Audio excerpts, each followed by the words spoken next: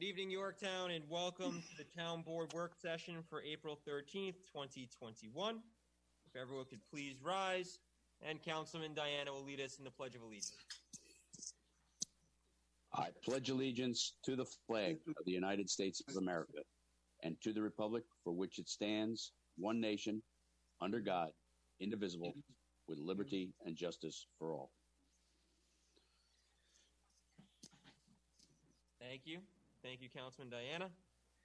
And if we can all just join us in a moment of silence as we remember all those afflicted by COVID-19, all those we've lost, all those who continue to stand on the front lines of this terrible virus, as well as keeping in our thoughts and prayers all of our first responders, our EMS, firefighters, of course, our police officers, and lastly, a special prayer for the bravest men and women in the world, those serving overseas in the United States military.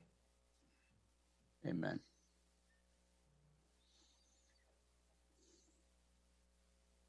Thank you. We'll do some introductions quick. Again, my name is Matt Slater, Town Supervisor, joined by Councilman Vishnu Patel, Councilman Tom Diana, Councilman Ed Lachterman. We have with us also our Town Clerk, Diana Quast, our Town Attorney, Adam Rodriguez. See, we also have Phil Marino, foreman of our Refuse and Recycling Department, and our Comptroller, Pat Caparel. Before we begin our first item, I want to just wish everyone celebrating a happy Ramadan for those who are celebrating this month. COVID is still on everyone's mind. We had a great day yesterday with our clinic over at the Capellini Center. I want to thank all of our volunteers and staff and Taconic Pharmacy who helped us make that a success. I also want to thank, we had two of our school nurses, of course, Lisa Epstein, school nurse for Mildred E. Strang, as well as AFC Urgent Care. They sent one of their doctors over to help us administer as well, so we were able to vaccinate another 100 people. We originally had another vaccine clinic scheduled for tomorrow. That was going to be done by our friends at Acme, but that was going to be a Johnson & Johnson clinic.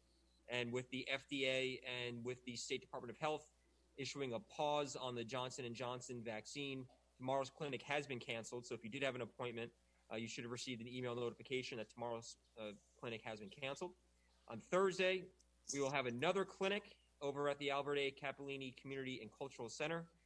That will be done by Save More Pharmacy, and that will provide Moderna vaccines to our community. They're actually going to be providing second-round shots.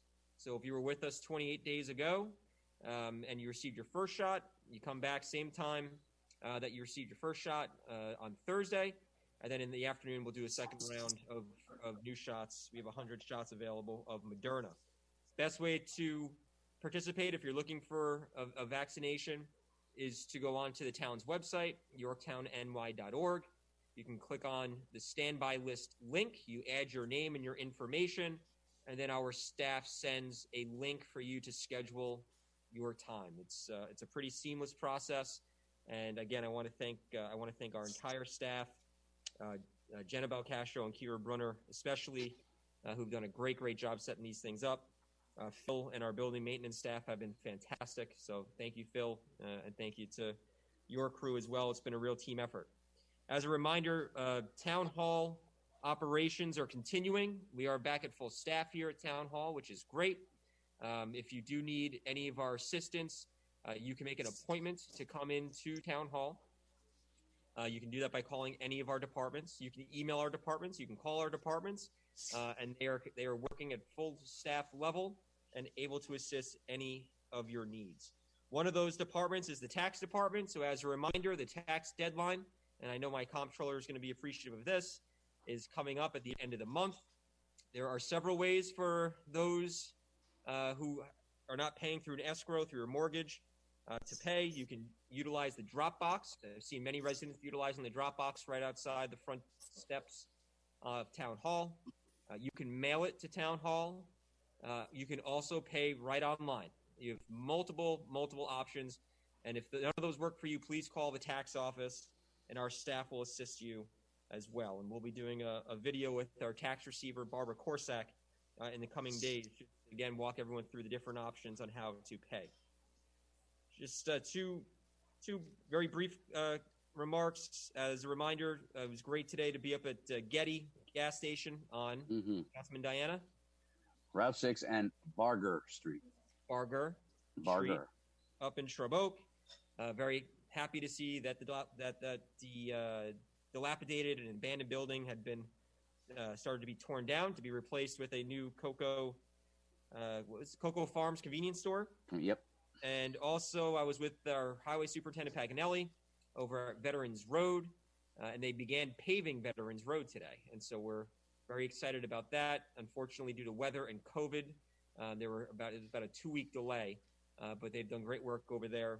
And if all goes well, and depending on the weather, it may be fully reopened to traffic by the weekend. So we'll keep our fingers crossed on that. And then lastly, I've received an email from the Senior Advisory Committee, just as a reminder for our seniors, on Sunday, May 2nd, is the Savvy Senior Expo up at the Jefferson Valley Mall. So they asked that I remind our residents about that. All that information is on the town's community calendar. Again, that's on the front page of the town's website. So we'll go into our first item on the agenda. Matt, I'm sorry. Could I just add one thing when we're talking about the seniors? Sure. A lot of our seniors do estimated taxes. Just so you know, estimated taxes were not extended as the regular tax day was for income tax. So now regular income tax, if you're filling out and filing a report, is due on May 17th. But the April 15th postmark is still in effect for those estimated taxes. So if you do estimated taxes, please try to get that postmark. You might incur a small penalty. And how about the state? I have not heard the state, I think you're okay on the, once again, it's the same. But, you know, if you have it done, to get it done, my accountant's doing everything at the same time. Thank you, Councilman Patel. All right, then we'll go to our first agenda item, which is a sanitation study. I'm going to turn it over to Phil Marino. He's been heading up our refuse and recycling department. Phil, you want to talk about what is a sanitation study and why do you think it's important for us to undertake one here at the town of Yorktown? Well, I've been living in this town for 40 years, and because of what I used to do previously with the New York City Department of Sanitation, I always got questions why we did not service household waste and recycling, why we contract that out. Well, I think over the years, the town looked into it a little bit because I did find a couple of folders with some information, but nothing even close to what we need for me to come to the board to show you a proposal on, you know, if it's worthwhile to pursuing. Since I've gotten here in January, I've been searching out a couple of companies. And I did find a company which can answer all our questions. What this study would be it'd be a study of actually how many people we would need to service the house-to-house, the residential recycling, the residential household waste. It also does the studies also on how much material is picked up. You know, they'll do a weight study. But the reason why I think this is something that we should pursue is we have a lot of things that are in place. I mean, over the last couple of weeks, I went to other municipalities who do service in Westchester, who do service their own residents, the town. We already have a foot up. I already have 8 sanitation workers and a supervisor, and I already have equipment. So any study that's done, these things will be implemented into that progress. So it wouldn't be, we would still, like right now, my people do bulk. We do Christmas trees. We do leaves. We also do litter baskets. We also do motorized litter cleanup. These are all things that will be implemented once we pick up into picking up the town's recycling and collection. So if it was something that somebody looked at, just for instance, I'll give you some crazy numbers. If they say, oh, you know what, you need 20 employees. Well, we already have 8. This, I think, is something, I think the logistics will be the hurdle. I mean, it'll be equipment because you need all different kinds of equipment with all these recycling laws that we have to pick up separately. I mean, it's a little bit crazy. I mean, even now I'm picking up white metal refrigerators, air conditioners. I got to pick that up with a pickup truck because we can't crush it because of the Freon. I also have to pick up TVs and computer items the same way with a pickup truck because I can't put it in the rear loader. It cannot be crushed. There's a lot of complications here. It's not just sending a truck down there with 2 guys and throwing everything in the back of the truck.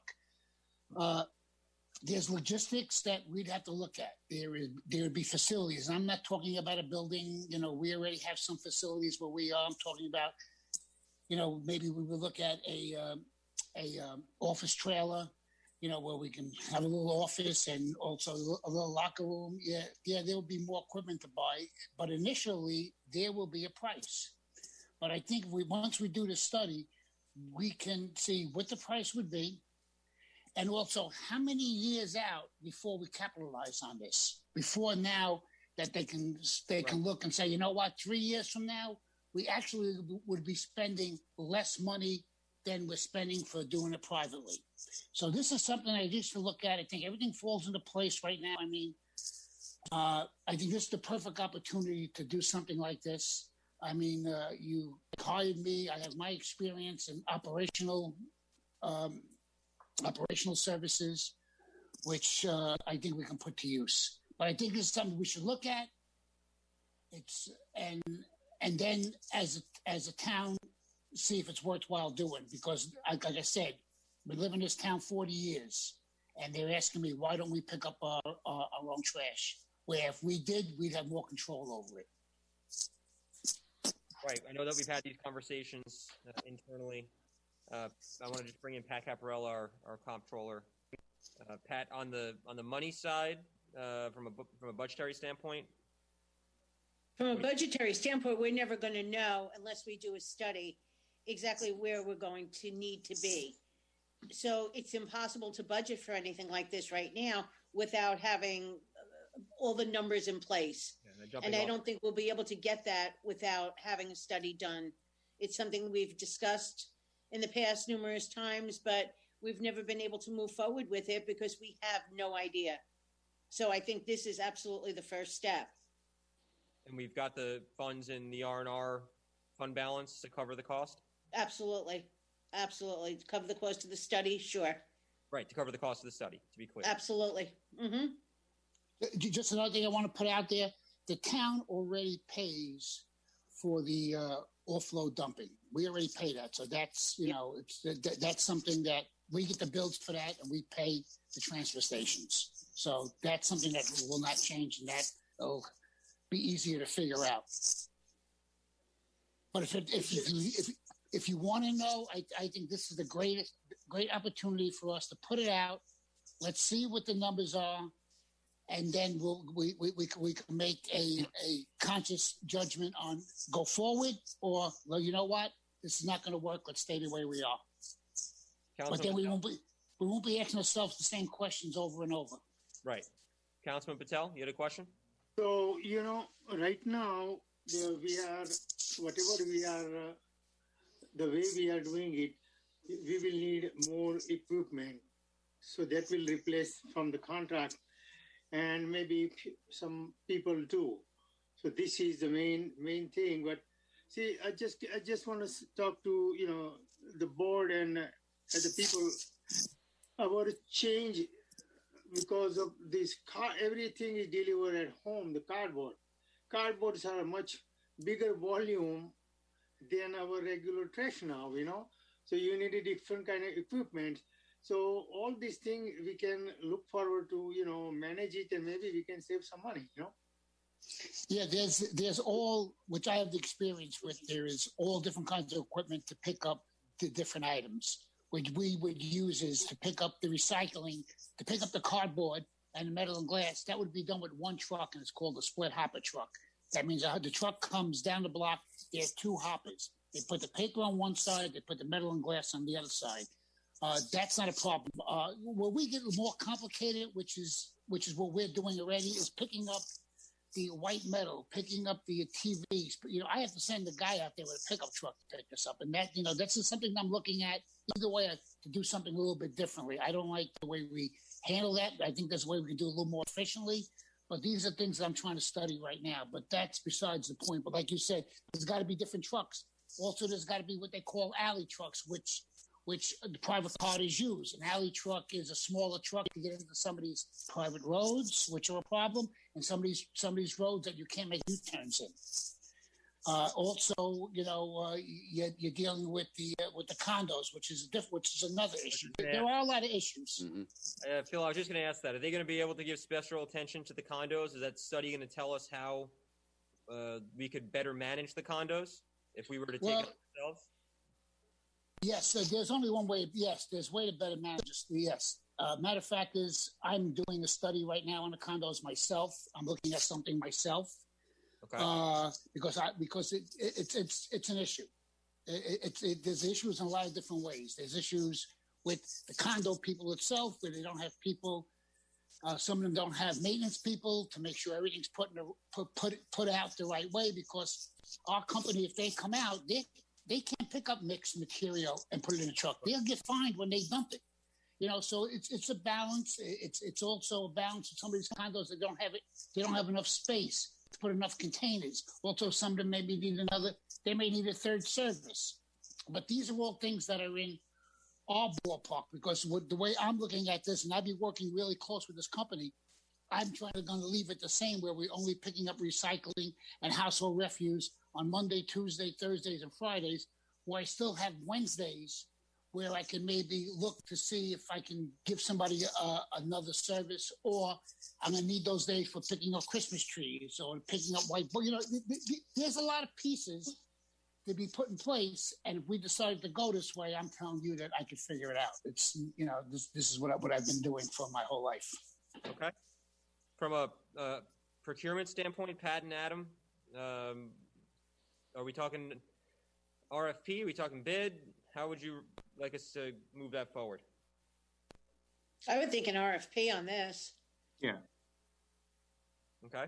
And if I remember correctly, Phil just said that he had reached out to a few companies. So if he has that, right now, I reached out to a few companies. A lot of companies didn't have what I needed. I actually have two proposals. You have two. Okay. I have two already, and I just picked the one that I felt best suits our needs, and that's the one I need. That's the one I want to go. One would suit our needs a little bit more than the other. Believe it or not, it wasn't easy for me to find this company. Back when I was, you take New York City Department of Sanitation, is one of the biggest municipalities for sanitation probably in the country. They have their own unit that does this. Even if they come up with a different special truck, they have a unit that goes out and surveys everything. You know what I mean? So it's usually, that's how you got to work these. You got to get it professionally done.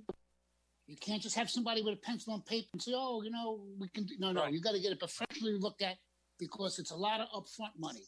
But I kind of think it's upfront money, but it might be beneficial. We might be looking 4 years down the road and say, you know what? This is definitely going to, cost-wise, it's definitely going to be better for us. But we ain't going to know until it's done. All right, so then we'll work. So then, if you can work with Adam and Pat on RFP, and then we can push that out, have them respond, and if the board is supportive, then we'll move forward with it. Yeah, I think that we should go out for the study. I have a couple questions, both for Pat and for Phil. Pat, what is the average salary now, approximately, for our guys that are in R&R? Probably about 70. 70 plus benefits. Okay. The last truck that we bought, Phil, brand new one, what did that run? Was that? I think it was 2 and change. It was about 250. 250. And how many usable vehicles, usable trucks do we have right now? I have 1, 2, 3. I have 4 and one if I need to put it out, I put it out. I really just keep it for metal. It's just, it's one of the older trucks. Spare, so to speak. Right. Yeah, more than the spare. The spare's spare. Yeah. Also, there's one other thing. If we go out, and I mean, we do it now, but when we go out and we're hiring personnel for sanitation, there will actually be two different hires we'll be doing. We'll be doing the one guy who will be making a greater salary, which will be the truck driver. And then there's a laborer. Right. So if I got to put out 10 trucks, I hopefully put out 10 drivers and 10 laborers. So it's not everybody making the same Right. salary. Okay. Yeah, I was just getting a feel. So, all right. That's all. That's my questions for right now. Councilman Latchman, you want to unmute yourself? Yep. Phil, do they need a CDL for the trucks? Yes. Well, my guys all have CDLs now, the ones who are drivers. I have drivers, and I think I have 3 laborers. I have 5 drivers and 3 laborers now. And I think almost everybody I have have CDL license except one. But you need a CDL license to drive that truck. Also, just to get back to what you're talking about equipment, when you take on something like this, there's different type of equipment that's needed. Just to let you know, like split bodies. I don't have any split bodies. Right now I'm picking up things with 25 rear loaders and with the pickup trucks only because of how I have to pick up the recycling. Now, do we know if there's any grant money available for sanitation? I'm sure there is, and we've got LaBerge that is coming on in a few minutes, so There you another go. thing that we can throw their way. Volley serve. Reserve volley. Right. Any other questions, Councilman Patel? How old the equipment, in what condition? Because there is always something breaks down. Every time. So are they in a good shape to reliably operate? I have one brand new truck and 2 other trucks that are fairly good, couple of years old, and then I have 2 that are like kind of old, but we stay on top of those. We stay on top of them. My maintenance guys stay on top of those trucks because those, they know if a truck goes down, they know I'm already outside, yelling and screaming, But I do have to admit, my men really. They take pretty good care of that equipment. They're always, watching it. They see a little bit of leak, they get it fixed. I'm impressed with the way my sanitation workers are concerned about all their equipment. They're pretty good, those guys. Good. Any other questions for Phil? Otherwise, we'll have Adam and Phil and Pat work on that RFP for the study. I think it's a good step forward just so we can put some real numbers together so we have a real idea of what we're looking at. At least we have a real jumping off point for us to make an educated decision on. So Right. we'll keep together and move it forward. All right. Sounds good. All right. Thank you. Thank you, Phil. Okay. Thank you, guys. Okay. Bye-bye now. All right. Next, we're going to talk about the master fee schedule. I know this has been on a couple of draft agendas over the last few weeks. The impetus, and I want to bring in, we've got John Tegater, our Director of Planning, with us. Did we have John Landy? Is he on, our building inspector? He hasn't been back on yet? So one of the things that we were talking about regarding the master fee schedule is the fact that after we passed our solar law, we have not updated the fee schedule to reflect large-scale solar. That had led us down a number of rabbit holes in regards to the master fee schedule, and realizing that there are other areas that needed to be updated. Our department heads are working on compiling the necessary data and comparisons to be able to have a comprehensive conversation with the town board about specifically what fees they would like to see. I see we have Jim Moderano, our Parks and Rec Director, now there. Hey, Jimmy. And John Landy. How you doing? Director. Good, Jim. Thanks. Hey, John. Hey, how's it going? We're good. And so I was just explaining again that regarding the master fee schedule, John Landy, that it doesn't properly reflect on the fact that we passed the solar law, which manages large scale solar. And so that's one of the things that you and I, that's really the impetus to this whole conversation when we first started, but then led us to a number of other issues within the master fee schedule that we were hoping to rectify. And then we, thanks to our town clerk, Diana Quast, who's been working diligently on this as well, we're reaching out to other departments to find other areas that needed modifications. While all that's still being compiled, we thought it was important just to update the board as to where we are. One of the things that we did find while doing some comparisons with other neighboring municipalities is that they do approve their fee schedule annually as part of the town budget. And talking with our town clerk and our town comptroller, Pat Caparel, who's still with us, that seemed to make an awful lot of sense because, again, it will ensure that our department heads are reviewing the fees for their respective departments on an annual basis as part of the annual budget review. And then two, if any changes are needed, they will be able to do that annually and in accordance with town law. For those who don't know, in 2017, a law was passed that required a public hearing in order for the master fee schedule to be amended. And so if you do it as part of the budget, we would be able to, of course, do so in accordance with the law since there's a public hearing as part of the budget.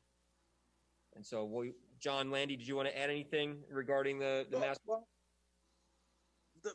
like you said, that you and the board members looking at the solar law brought to the attention of larger projects coming into town for solar that our fee schedule was hopefully inadequate in that area and other areas.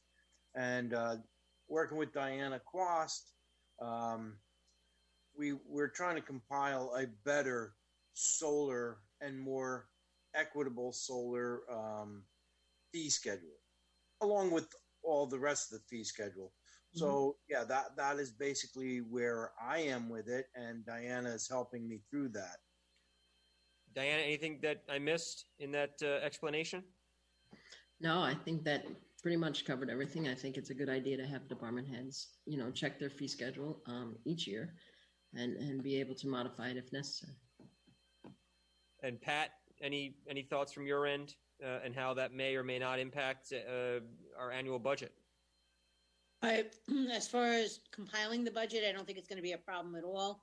You could send the fee schedule out when I notify all departments that they can start inputting information, and then put it together with the budget, and it would go through the department heads, then it would go through the town board, and then right up to the public hearing. So I think it's a great idea to incorporate it that way. Great. Councilman Patel, you got a question?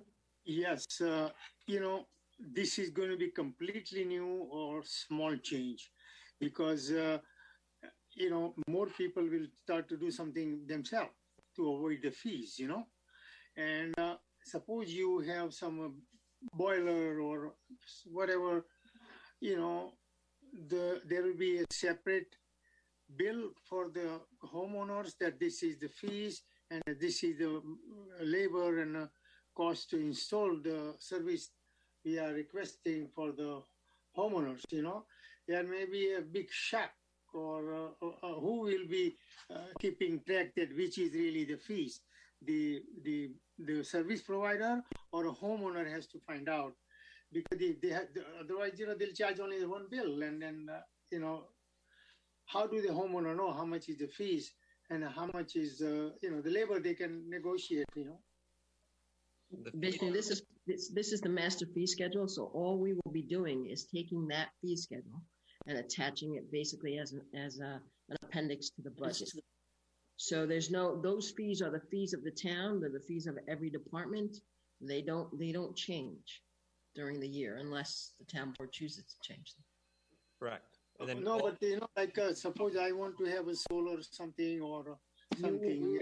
It'll be how totally do I know how much? transparent. How I go to get the permit, or how do I know how much is the cost of the fee plus service providers fees? The way that it's done will not change then the way that it's done now. you would apply for a building permit, or the service provider would apply for the building permit. Fees would be figured and attached to that permit, and either the homeowner or the service provider would pay the fees, obtain their permit, and do the work. The process will not change one bit than it is right now. Okay. The fees are also posted online. Exactly. They are posted online, and they would also be posted as part of our town budget by having it be a part of the budgetary process. Any issues or concerns from the town board? No? John Tegeter, in regards to the solar law that we passed earlier this year, I know that you were working with some of the applicants for some of their site plan approvals that came through the planning board. Any thoughts on the need for the solar fees to be updated to properly reflect the new solar law? Well, I think in terms of the land use fees, meaning the special permit and any site planning fees that may come along with it, we should look at them, but I don't think it is needed to look at them immediately.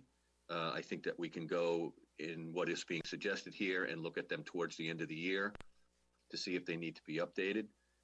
I believe that that the fee that we received for one of the projects, which is now approved, was an adequate fee so far, it seems, but I think that bears some scrutiny. And then I think that John Landy had been talking about some of the building inspection fees, building permit fees. There's one that I think bears some scrutiny immediately to make sure that we're moving forward right now in the right direction. And I think just a little bit more information should be gathered on that one to see if we need to do something sooner than later. Otherwise, I think that the yearly look is a good idea. Great. Jimmy, anything from Parks and Rec on the yearly look? I know that you guys deal with the field use fees and all that stuff. So yes, and they change annually. So I think it's very important for Parks and Recreation to have this annual look. What was on the master fee schedule didn't include anything from Granite Knolls, which we've been open for almost 3 years now. So it's very important to get all of our information updated. Great. All right. Adam Rodriguez, anything from legal standpoint? No, I mean, we're going to look at making some minor changes, but nothing that really needs to be discussed right now. And going back to John Tegeter's point before, in regards to the new solar law, if John Landy and the town board feels the need to update the fees before the end of the year, that we still have the ability to do so, correct? Adam? We still have the ability? Yeah, we'd have to go through the process. Right. Okay. See, we had Dan Ciarcia, our acting town engineer. Dan, anything on kicking the master fee schedule update annually to the budget process? Well, I think our fee schedule, basically being, we have a % of construction costs. So right now, our fee schedule pretty much covers our efforts in the field to inspect projects. So there's no need to look at increasing that. Good. Excellent. Okay. Any other questions from the board? No? All right. Thank you to our department heads for joining us. We'll go on to our next item on the agenda. I'm not sure if they're in yet. Thank you, Matt. Thank you, Thank Jimmy. you, Matt. Thank you, John. All right, guys. Diana, do we have our friends from LaBerge? Check. I know we're a little early. I don't. I have the guys from Part 3. You have the guys from Part 3? Yeah. All right. Well, is Dan Ciarcia and John Tegeter, are you still there? Yes, I am. Hey, Dan, are you still there? I'm here. Great. So why don't we jump to Part 3 then, and then we'll come back to LaBerge. That's perfect. Oh, this is a dream come true. There you go, Jimmy. All right, so we are going to skip ahead in our agenda to Sean Murphy. At least we think we're connecting to Sean Murphy. I see him. He's connecting. I see. Great. Dan, why don't you brief us quickly on our collective conversation? And Jimmy, if you want to also just give us an update as to where we are in this project and what the discussion tonight was. Yeah. Dan, if you don't mind, I'll just go first, Dan. Planning board asked us for a tree mitigation plan, which Sean might speak of in a moment, as well as a parking plan, finalize that. Our vendors have done that. They've finished the parking plan and tree mitigation. So the next step, the planning board asked us to go before the Tree Conservation Commission. So we're scheduled to do that next Monday. And then we're going to follow up with the planning board on May 10th. When you say we, you mean the applicant, right? Correct. Thank you. I know that you feel like you inherited a golf course, but it is an applicant. That's correct. Okay. John, they were before the planning board last night. Anything that you want to comment on? Well, really just from what Jimmy said, the two things that we were waiting on was a reasonable mitigation proposal for the trees removal and a more refined parking plan. We received those. So with that, the board is ready to get that back to public, get the hearing finished, and then refine anything on those plans and some of the others possibly that need to be refined so it becomes a final set and a final set of approvable plans, I should say. So okay. That's where it's at right now. And I just want to mention that we have Matt Talbert, chairman of the Parks and Rec Commission, who's joined us. Matt, we apologize. We had an opportunity. We thought Sean Murphy was able to connect, so we took the shot since we had some time in the agenda. Dan Ciarcia, let's talk wetlands and wetland permit. And I think that there may be a point that John Tegeter wants to make on this as well that he mentioned to me. But I know you and I drove over to the golf course on Friday, and we had a conversation about a wetlands permit. You want to brief the board on that? Yeah, we're really, it's one of these things that fall between the cracks sometimes, so we're trying to just clean up and have a proper process to make sure all the local regulatory I's are dotted and T's are crossed. So as John said, we're working with the planning board and all the elements of a review that, any other project would go through that's not have town involvement. So we're trying to get that all in order and make sure we just get this project done and get it done right. Okay.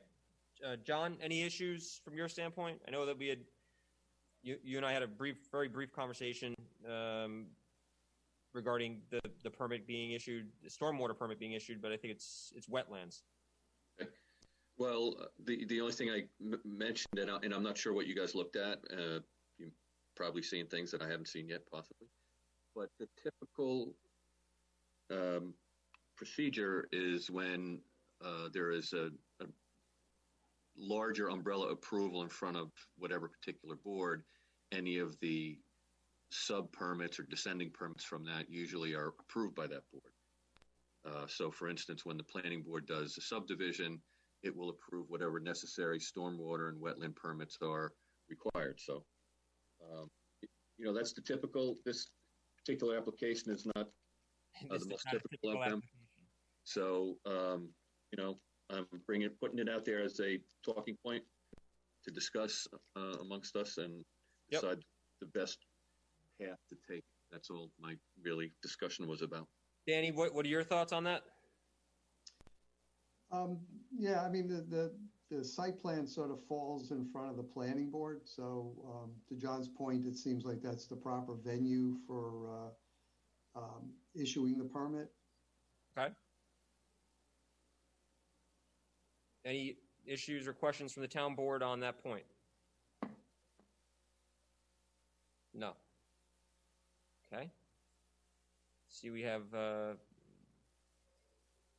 Frank's trying to get on. Oh, there's Frank.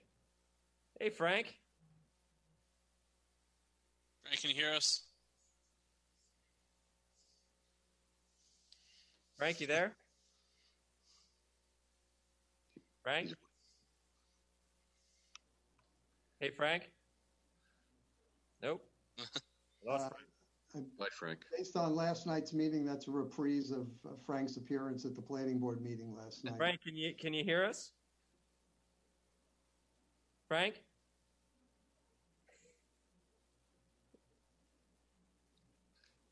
I'll take that as a no, Matt. I guess not. All right. Well, so then just going back to approving authority. So Dan, you want to work with planning to get this over to the planning board Yes. so that they get can that include it all in their package, Motion with them. and you guys can get in sync, and then this way we can make sure that we check the box on the wetlands permit, and we'll go from there. Okay. Any questions or issues? All the DEC issues are taken care. Yes. Yeah. Yep. Okay. I do have one question. Yes, sir. Sorry. What is the expected finish date here? Do we have Yep. Tommy, anticipated? are you talking about the whole course or just the interior and the driving range, the practice range? Both. Okay. The practice range and the restaurant should be done almost between Memorial Day and July 4th, somewhere in that range. The course itself would have to rest for a full season. So they're hoping the full course would be ready by late fall. Okay. Well, darn course must have been tired. That's been resting a long time. That's all I can say. Tommy, I was over there with Dan on Friday, and they've been working. Yeah, to I their see credit. that. They've been working. I think that the practice range box looks pretty cool. That first hole, it looks like it's getting ready for that practice range, and then the interior building they were making progress on as well. My expectation, and I think I was pretty clear, Dan, when we were there, right, was Memorial Day weekend to at least get the practice and the practice range going, and the and that interior, I guess, clubhouse, we'll call it. It seems like it's doable. They seem to believe that it was doable. Frank might be staying silent because he doesn't want to admit to the fact that he told me he was going to be ready for Memorial Day. He's talking, but his audio is not coming through. I guess you can hear me. Frank, Yeah. Frank, can you hear me? Yeah, he's talking. I think he's muted. No, you're. Yeah, I don't know why. Now he's gone. Frank, we can't hear Oh, you. there he is. Memorial Day. Give me a thumbs up for Memorial Day. Yes, he said yes. All right. I had a yes. All right. need Anything to else get- on this particular project? Going once, going twice? No. All right. Well, hopefully Memorial Day we'll enjoy a few practice swings over at the golf course, and I know that a lot of residents are looking forward to having that back online and back usable in the town. So we're looking forward to completing that project. Matt, Yes. I have him on my cell phone if you want to ask him any questions. Oh, Frank, can you hear me? Yes, I can. There he is. Frank, we're good for Memorial Day, right? We're gonna come hang out with you at the golf course. You have to- Yes, there'll be the ability to talk golf and give the gift of golf. There you go. Very good. Any update you want to give to the town board? Well, I'd like to say that, it's going to be a jewel. I have a little echo going on, so I apologize. No problem. But we're looking forward to having it again operable in the town. Absolutely. I think Supervisor Slater, you can testify that the stonework on the first tee box and some of the other is the best of the best. It is in good shape, and we're looking forward to using it as fast as we can. Absolutely, I concur. Excellent. But just make sure you stay close with Jim Moderano has been your hero here. So make sure you stay close with Jim and work with our planning department to get the final pieces together so that we can get this thing all squared away. I think Jimmy adopted me.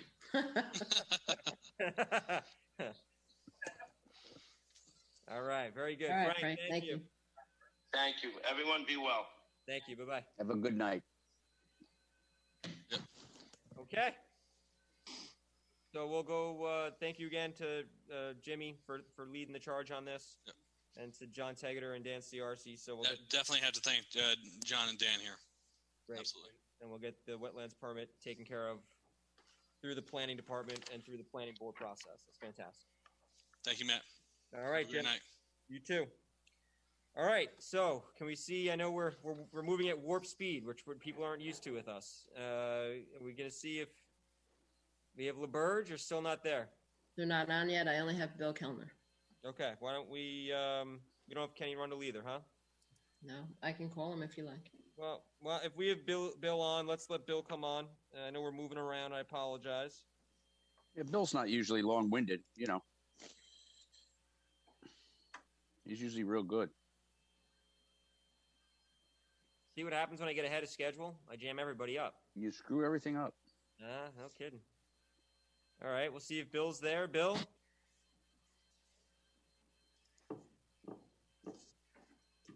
This is like a Zoom fail today. It's just... How's that? Hey, Bill. How you doing? I'm good. Hello, Bill.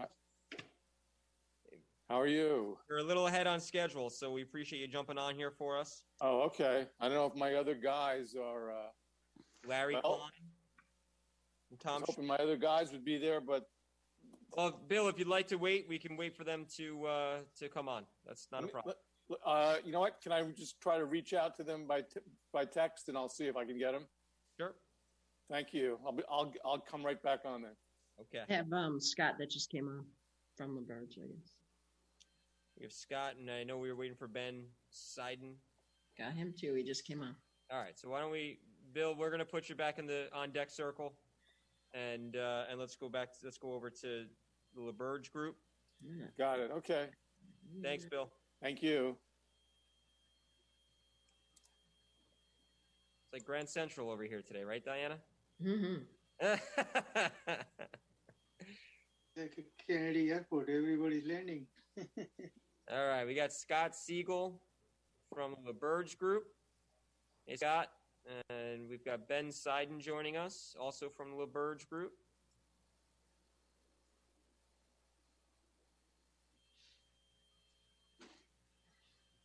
Hey, Ben. Hey, how are you?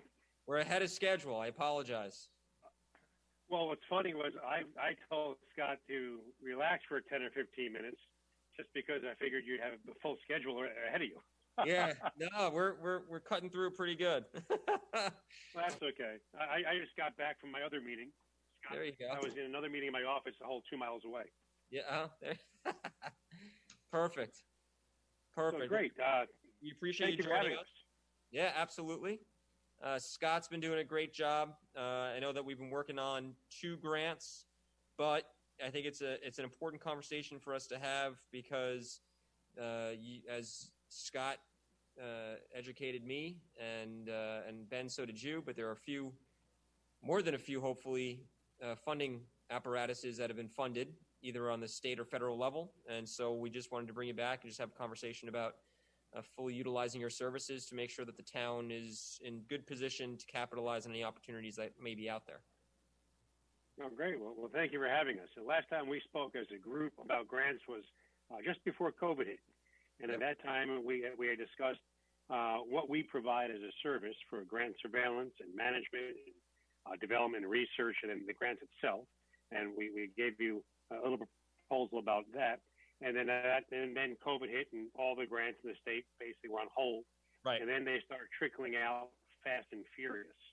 And I know that you've been working with Scott over the year of 1 and 2 grants, the LWRP, MWRRP, and then last January, the governor announced a few grants that were due within a month.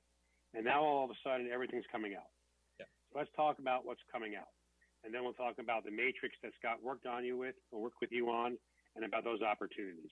Yep. So number one is you have before us the community project funding, the appropriation requests from the Congressman's office. This is unique and new to this particular year. It's been quite a while since they've had earmarks at the federal level to help projects like yours move forward. Unfortunately, you had a very short turnaround of about 2 weeks. Yep. It's due Thursday, which is in 2 days, 48 hours here for your district. Is it Thursday or Friday, Scott? Trying to remember. Your Monday. We're going to say Thursday because if it's due on Friday. Yours is Friday. Friday? Friday. We're due Friday. So we discussed looking at one of your high priority projects and one of your public safety project needs. Correct. One of your high priority projects was Halleck's sewer. Yep. And that was important to you as something you've been looking at for a while to go for. And the second one was body cams for your police. And they're two different funding areas. So the way the appropriation request was it yeah, body? Just to clarify, it's not body cameras. It's the radio system. The radio system overhaul. Police department. Correct. Okay, that changed from my first conversation. That's perfectly fine.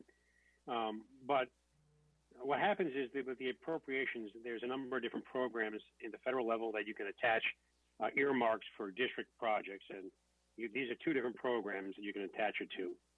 Number one. Number two is each Congress district has the opportunity of submitting up to 10 projects for further review for the potential for an appropriation. So you're competing against the rest of your congressional district for the opportunity to be one of those 10 chosen projects. And you're putting in a project with one high price tag and one medium price tag.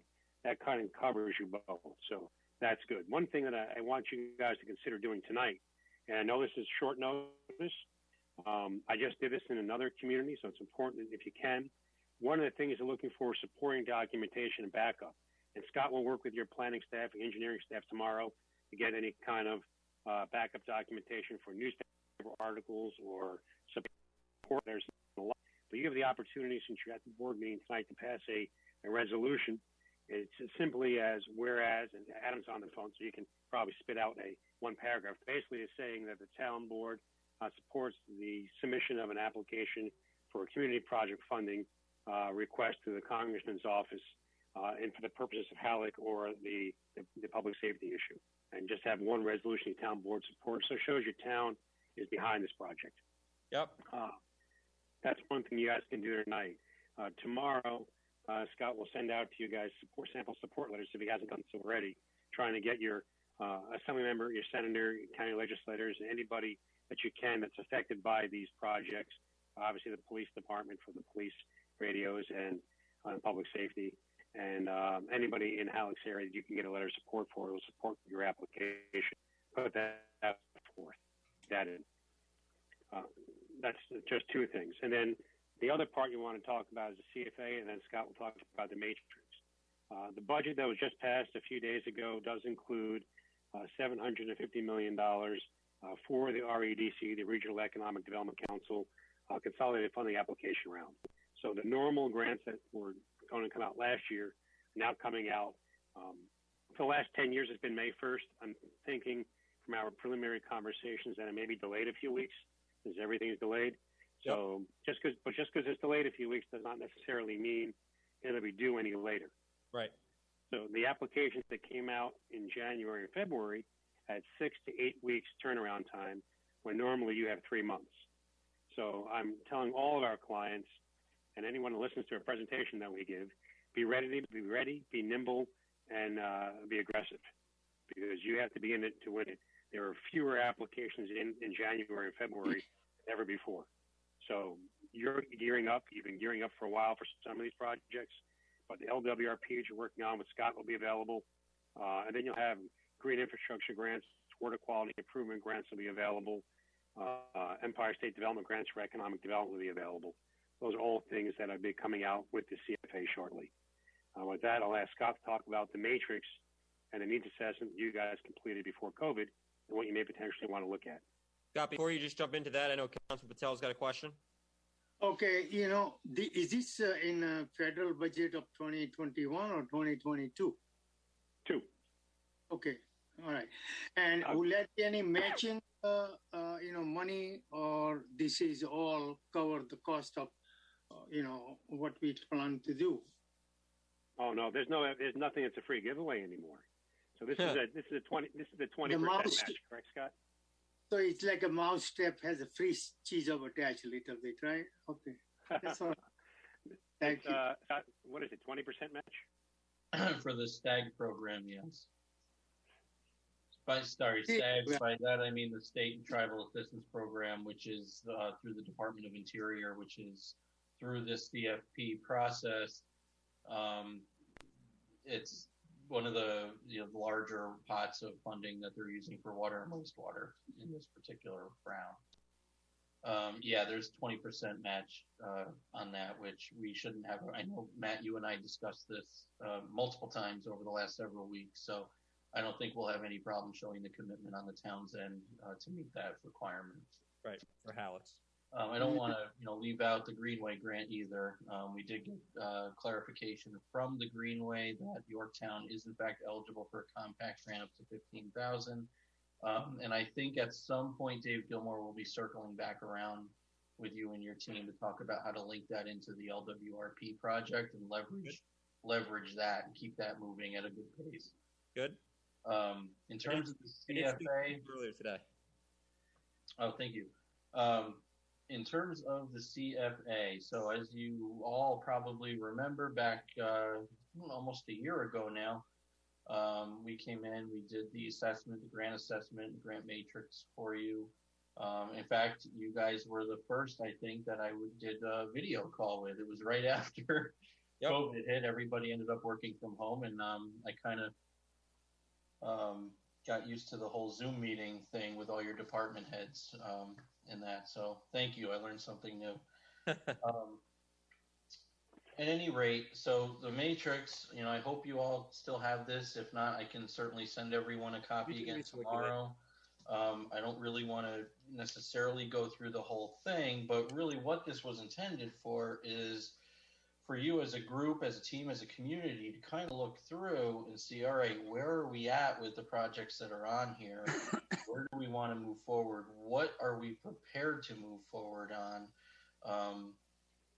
And kind of make that decision in-house and then kind of tell us around this time of year, okay, we're ready. We know what we're going to go for in the CFA. We're going to do a water project, or we're going to do a shared services project, or a consolidation project. Maybe we want, something to do with infrastructure, streetscapes.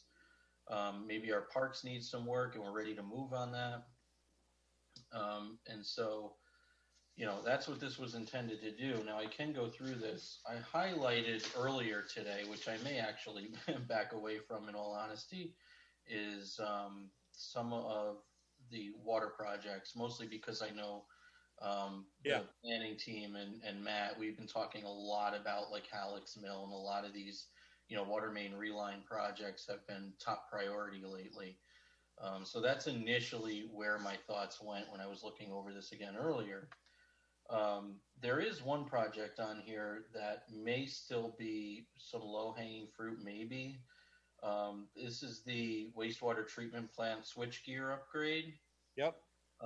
So at this point, and we haven't really talked about that specific project in quite a while, but do you think, is that something that's a high priority still that we might be able to look at going for this year through the QIP program? By the way, if you're looking at the matrix, it's number 28. 28, yeah. 28, I got you. No, I see it. I mean, I think I would put it at a high priority for two reasons. One is that it gives us resiliency on our emergency power, and it's ready to go. That is a shovel-ready project, right, Dan? Right. I think that was completed last year or earlier this year. That's something we could jump right into if we had the funding. So that would be, so that to me is like a perfect go get them. Let's go get them. What is your estimate on that? I'm sorry? We have an estimate, Dan? I think I heard 150,000 for that project. Wow. Okay. Well, that's definitely doable, and that's for sure. So all we got, if you can get some materials put together, or just send me over your reports and we can probably make that work pretty well. What about the anything out there for the Peekskill sewer district? That's an order. We have an order of consent on that. Anything over there that we might be able to pick up? If you have a consent order, that's always a shoe-in for the QIP as well, and that's also fine. I would recommend against competing against yourself. Yep. So I would, if you're going to go for a QIP, stay focused on one. Which one is entirely up to you. Yep. But let's go back, Scott. The Peekskill, that's been engineered already, correct? Well, I mean, we're in the mid. I mean, yes, it has been to an extent, right, Dan? But you're under consent. Actually, on that one, we were going to put out the RFP or reissue the RFP. Right, for the and season. We're having discussions whether our own staff might want to do it. So let's put it this way: our staff could probably handle the SSES work, but we could do maybe some additional work, do some smoke testing or stuff like that. But the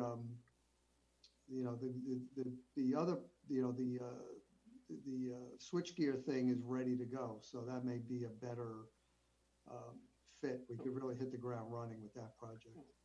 The reason why I bring it up is when you go for the earmark funding through the congressman's office or other grants, those grants that are most ready to go are the ones that have the best shot at winning. The Congress's money has to be able to be spent by the end of next year, but it's the federal fiscal year. So his project money has to be spent by September 30th, 2022. So as you're debating tonight as what you apply for or begin talking about, if there's a different project than Halleck Dam, bring that up as well. Okay. Well, I mean, I don't think it's realistic to spend the money for Halleck's by September 30th of 2022. Well, I was talking with David from their office earlier, and we thought that, if we move forward on it, does it have to be construction? Because we might not be able to build anything in 2022, but if we got the thing going, could we pay our design costs? Okay. Well, you can apply for that then. I mean, that was one of my questions to you guys tonight was, have you had conversations with the congressman's office, because they are earmarked, so the application has to be defensible, has to pass a smell test and the newspaper test, but you all still have to have those conversations to press upon why your community need is so important versus another community elsewhere in the district. So I'm glad you had those conversations already.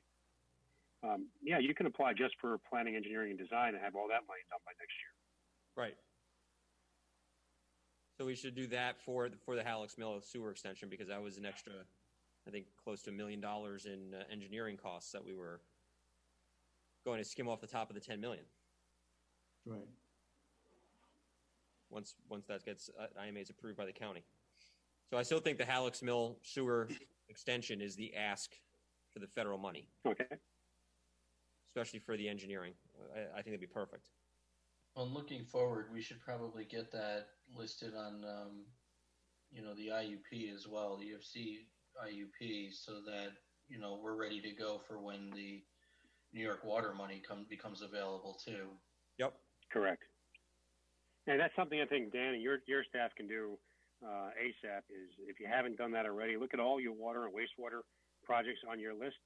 Yeah, we'll be dealing with EFC, and we've got a couple of things we will try and get on the IUP. Absolutely.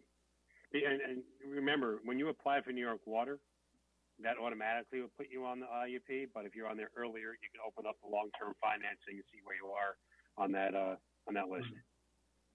Get their bonds. And by the way, Dan, hi, I'm Ben. We haven't met before, but I've been following you as the new acting town engineer. So. Yeah. Don't creep me out. the world of Google and the internet. Good, very good. All right. We have before you a great number of opportunities for the CFA and other funding other funding streams that come your way, which is part and parcel to what we provide. Have you heard of anything coming out of DOJ or DCJS for body cams? Not yet, but my eye's on them because I have about half a dozen clients that are eager to get their hands on that money. So that's on my regular checklist. to keep an eye on. Okay. And I would imagine they'll be coming out soon. They usually do come out around this time of year, like the March, April time frame. Of course, that changed like everything else last year. In fact, I remember the first time we talked about that, it was right after that closed. So they closed that one. They haven't re-released it yet, but I anticipate it's going to be coming out within the next couple of months. Okay. And what about water relining, cement relining program? It's something that we're going to be, I got Kenny Rundle, our water superintendent, on. We're going to be talking about that momentarily. Where can we get, is there any additional money out there that we might be able to tap into? Well, we could go, I think it might be a little late to jump into that for this week for the CPF. We might be able, I need to do some creative thinking on it. There's a chance I might be able to fit that into a QIP category. I wouldn't guarantee it, but I can see what can be done there. There's also a rumor, Scott, that the WIA program and EFC again is probably the biggest funder of projects like that. Okay. But there's also a rumor that the transportation funding coming through the Congressman's office next week may also include some water and wastewater opportunities, and we're researching that tomorrow. And if that's the case, you may want to look at the water relining project underneath that fund. And that's being for the community funding project application? No, they're two separate ones. The community funding is due Friday, and that one is HALAC, and that's a direct STAG grant where water and wastewater goes underneath Department of Interior. Yep. But I heard a rumor about an hour ago from another meeting that the transportation bill and the transportation funding coming through the Congress offices next also includes some water and wastewater. I just got to figure that out. Okay. Can I just say something here? Yeah, hold on, Councilman. We want to make sure that the cement relining project is noted as a clear priority for the town. That's something that we're planning on starting this year, and Kenny's got a good, I think, plan for a phased approach, so that if we can, if we can't get it obviously the first phase, then we can plan this out and phase it out over the next 2 or 3 years. All right. Do you know if that's been listed on the intended use plan yet, that particular project? Ken or Dan? I'm sorry, I didn't hear the question. I don't think so, Scott. Has the cement relining project been listed on the intended use plan, for the state? Not that I'm aware of. Okay.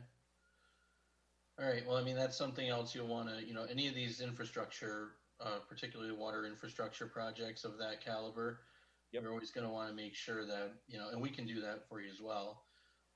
Make sure that gets listed on the plan to, there's all your eligibility lies on, in that when it comes to EFC and New York Water, scoring extra points. So, right.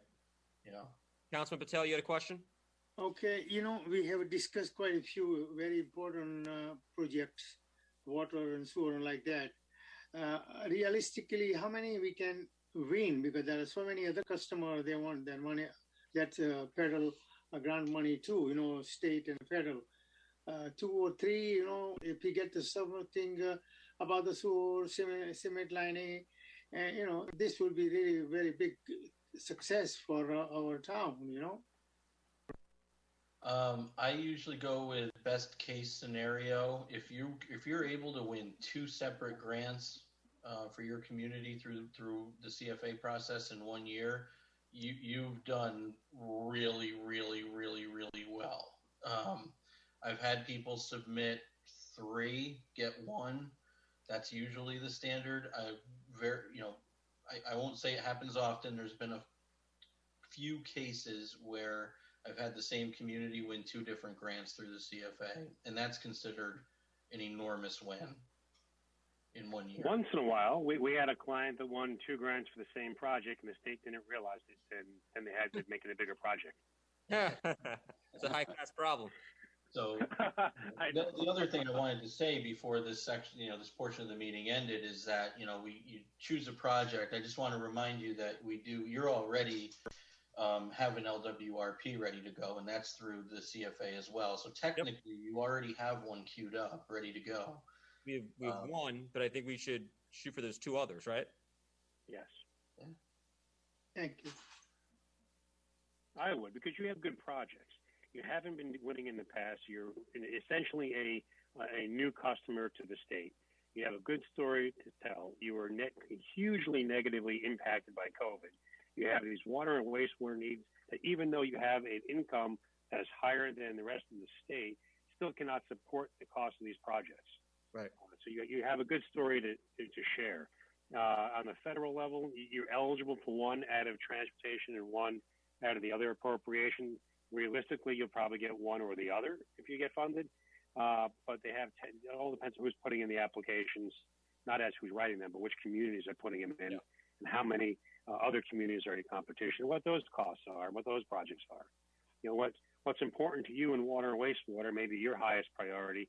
Transportation may be the highest priority in a community in Rockland County, or a daycare center, or a hospital, or a medical facility. So everybody has their top priority. The congressman now has to shift and mold and get his $20 million put together. Councilman Diana, you had a question? Yeah, Kenny, the lining project, that does not encompass the transite pipe, correct? That's a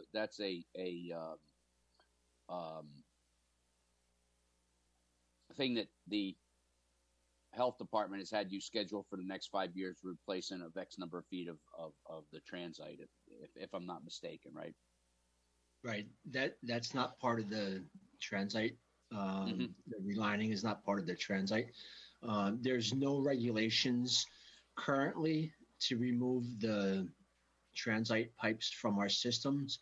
But as time goes on and the regulators get stronger and stronger, it's almost a case of, like, you could say, the lead water service lines. They were frowned upon for years, and then there became a deadline where all the lead lines had to be out of the ground, not in service anymore.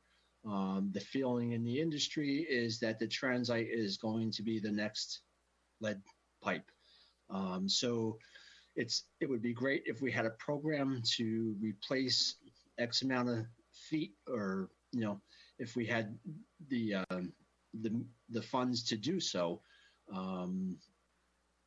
But it's not with the relining. It's two separate things.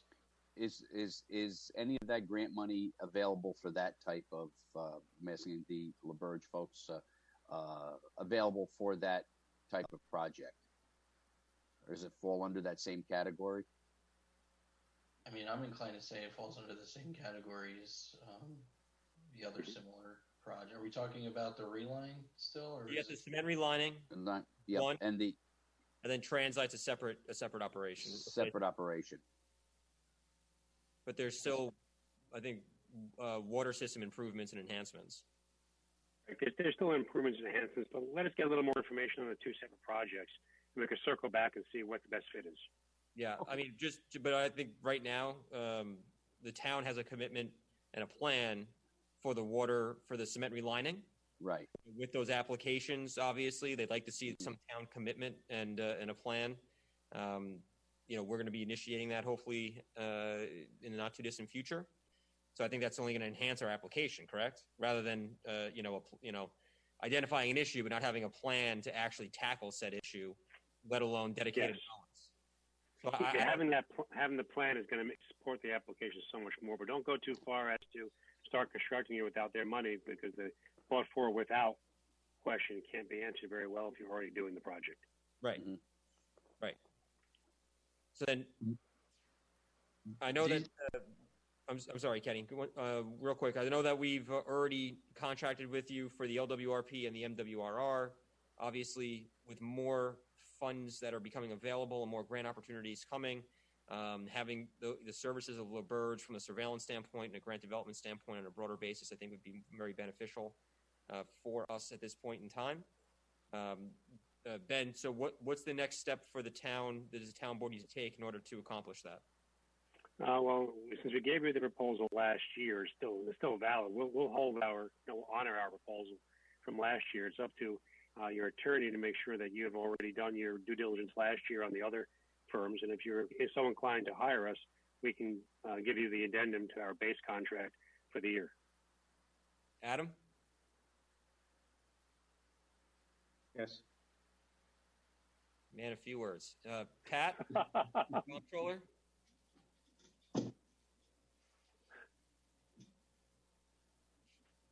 I'm sorry, I don't have a copy of the proposal. I'll have to look at it and what we had done last year. And I can let you know first thing in the morning. Okay. Questions from the board? Rough estimate. I'm sorry? The question was for controller. Rough estimate, not exact number if you. Rough estimate. Our proposal last year was for an amount not to exceed $36,000 for the year, averaging $3,000 a month, and can only be spent with your approval. So unlike there's some people that just charge you every month, we have the base hourly rates that will go for the grant surveillance and research and discussions and program development. But when you have a grant to go forward, we give you what's called an authorization to proceed per grant. So, for example, some grants may be $2,000, some may be $4,000, but we don't begin the chunkable grants without your approval. And that's called our grant service agreement. And that's what we do for a number of communities throughout the state, all over, basically from Canton down to Long Island. But we try not to compete with ourselves in different counties. Right. So we don't have a grant service agreement in Westchester County, so we're not competing with another community like that.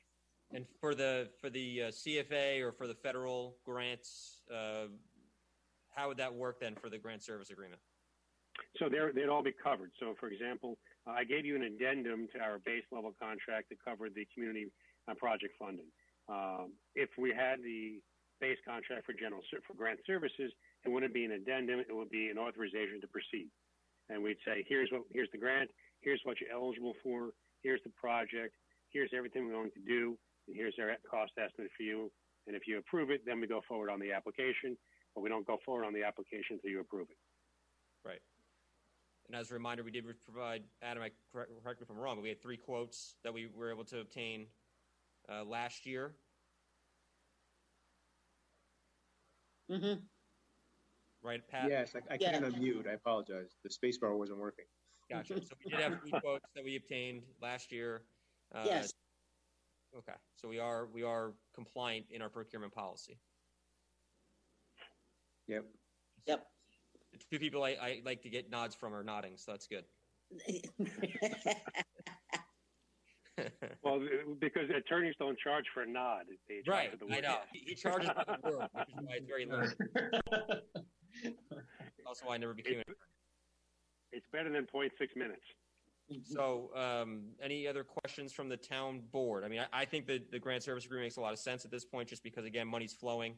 There's many opportunities out there, and to have another expertise set of eyes identifying grants and potential, financial solutions for us, working with our team hand in hand, I just think that's a wise investment.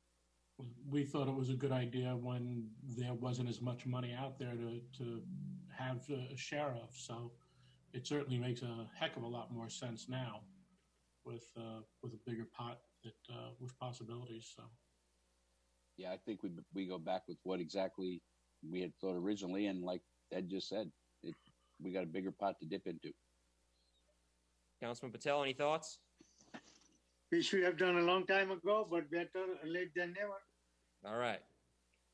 Very good. So Diana, do you need us to make a motion? If you're going to authorize them to apply, I think we should, yes. Well, why don't we make a motion authorizing the supervisor to sign the grant service agreement? Let's start there. So moved. Second. All in favor? Aye. Any opposed? Motion carries. And then we'll also make a motion directing the LaBerge Group to apply for the community funding project application for the Halleck's Mills Sewer District expansion and the police radio system replacement. So moved. We have a second. All in favor? Aye. Aye. Any opposed? Motions carry. Anything else, Diana, from your standpoint that you think you need us to formalize? Nope. Okay. Ben, anything from your standpoint?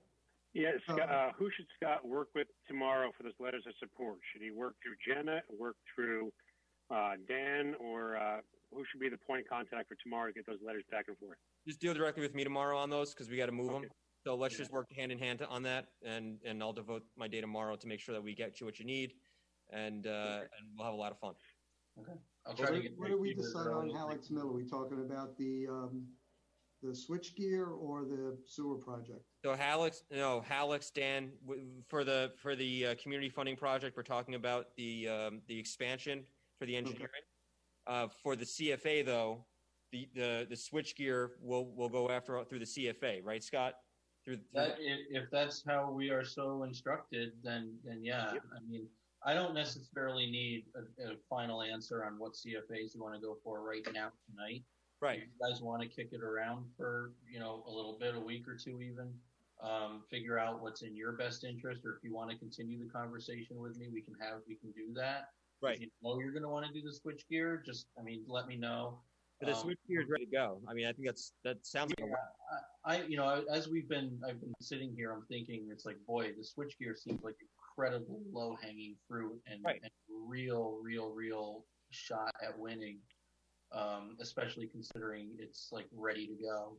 Yep. So if we can go this year quickly on the CFA, get the funding you need to do that and get that project off your plate entirely going forward, then we still have New York Water that's going to come out, which is a much larger chunk of funding. That's when we want to, I think, start talking about Halleck's Mill again. That's when we want to start talking about the water reline project and that gives us a little time to get those big projects listed on the IUP, make sure everything is in order. And by the time that comes out, now we're ready to jump on that too. So for CFA purposes, considering it's, not that in the near future, the switchgear seems like just an easy, I'll be honest, just easy thing for you to get, funding for and get off your plate at this time. We'll move on to the bigger things. I agree, and I think that makes sense. If I could just ask you just to hang in there for a few more minutes for us, though, because I do want to pivot with you here to talk with Kenny. Kenny, we were talking about the cement relining project, and I just want Ben and Scott to be part of that conversation with considering all the things that we've said tonight. Okay. So Scott and Ben, can I just borrow you for like 5 more minutes? Is that okay? Is that a phone number? Or is it a Zoom number? I gave you a phone number for tomorrow to reach me at. Oh, okay. Okay. So just quickly, if I can just borrow you for 5 more minutes. So water cement relining, you've heard it said several times here tonight. That's been a priority of our community now for how long, Kenny? This is going back to 2014. Okay. So Scott, we worked with you on updating the engineering report to make sure it was EFC compliant. We were able to accomplish that. And also, I would also add that through the hard work of our finance department and our water department and the town board, we were able to allocate $600,000 in this year's budget to start the cement relining project. And that was something that, Scott, we had talked about briefly about doing it in phases so that when you put in an application, you can curtail it based on the phase. Correct. I don't want to really lose momentum on this because, as you just heard Kenny say, 2014, and we still haven't been able to move the ball down the field in a lot of ways on this particular priority. But we have an opportunity to do it this year. And so, Kenny, why don't you explain to the board what steps we should be taking this year and how you'd like to proceed? Absolutely. Well, thanks for letting me come on in tonight. And I hope everybody's not getting tired of me hearing about the cement relining, but I'm just going to keep pushing it until we actually get it done. And I'm thankful to the supervisor and the town board to give us some money this year to start the process. In Yorktown, we have about 3.5 miles of water main that needs to be cleaned and cement relined. We broke it out into sections. Given our budget this year, I'd like to do one road. It's Strawberry Road. It's basically from Foothill Street down to the end, down to Lexington Avenue. There's a couple issues going on over there. So there's one pipe that goes down Strawberry Road and it feeds Putnam Valley down through Foothill Street and everything like that. So, but at the intersection of Strawberry and Lex, our water main just stops there. It dead ends. And to make it even worse, the pipe from Foothill down to the dead end is the old cast iron that is very, very tuberculated. So whenever there's a heavy draw down into the Putnam Valley, Foothill area, we're always getting calls for discolored water.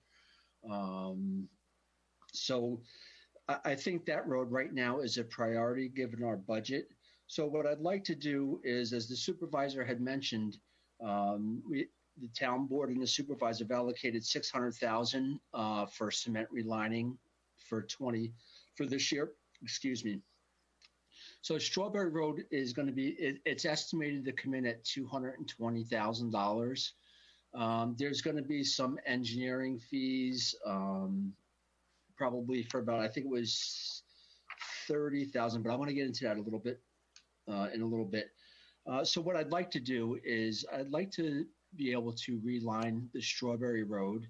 That will solve a lot of water quality complaints that we're getting down in that area, and take the remaining funds and roll them into the 2022 budget. If the town board is as generous as they were this year, we can add that to the 22's budget. And if there's some grant dollars that may become available to us, I'd like to do a couple of sections. So when they do that type of work, you can get a better value if the more cleaning and lining that you do, the better value that you're going to get. And especially if those roads intersect, if it's all in the same neighborhood, as opposed to doing a street over in Yorktown, then going over to Mohegan, and then go out in Jefferson Valley.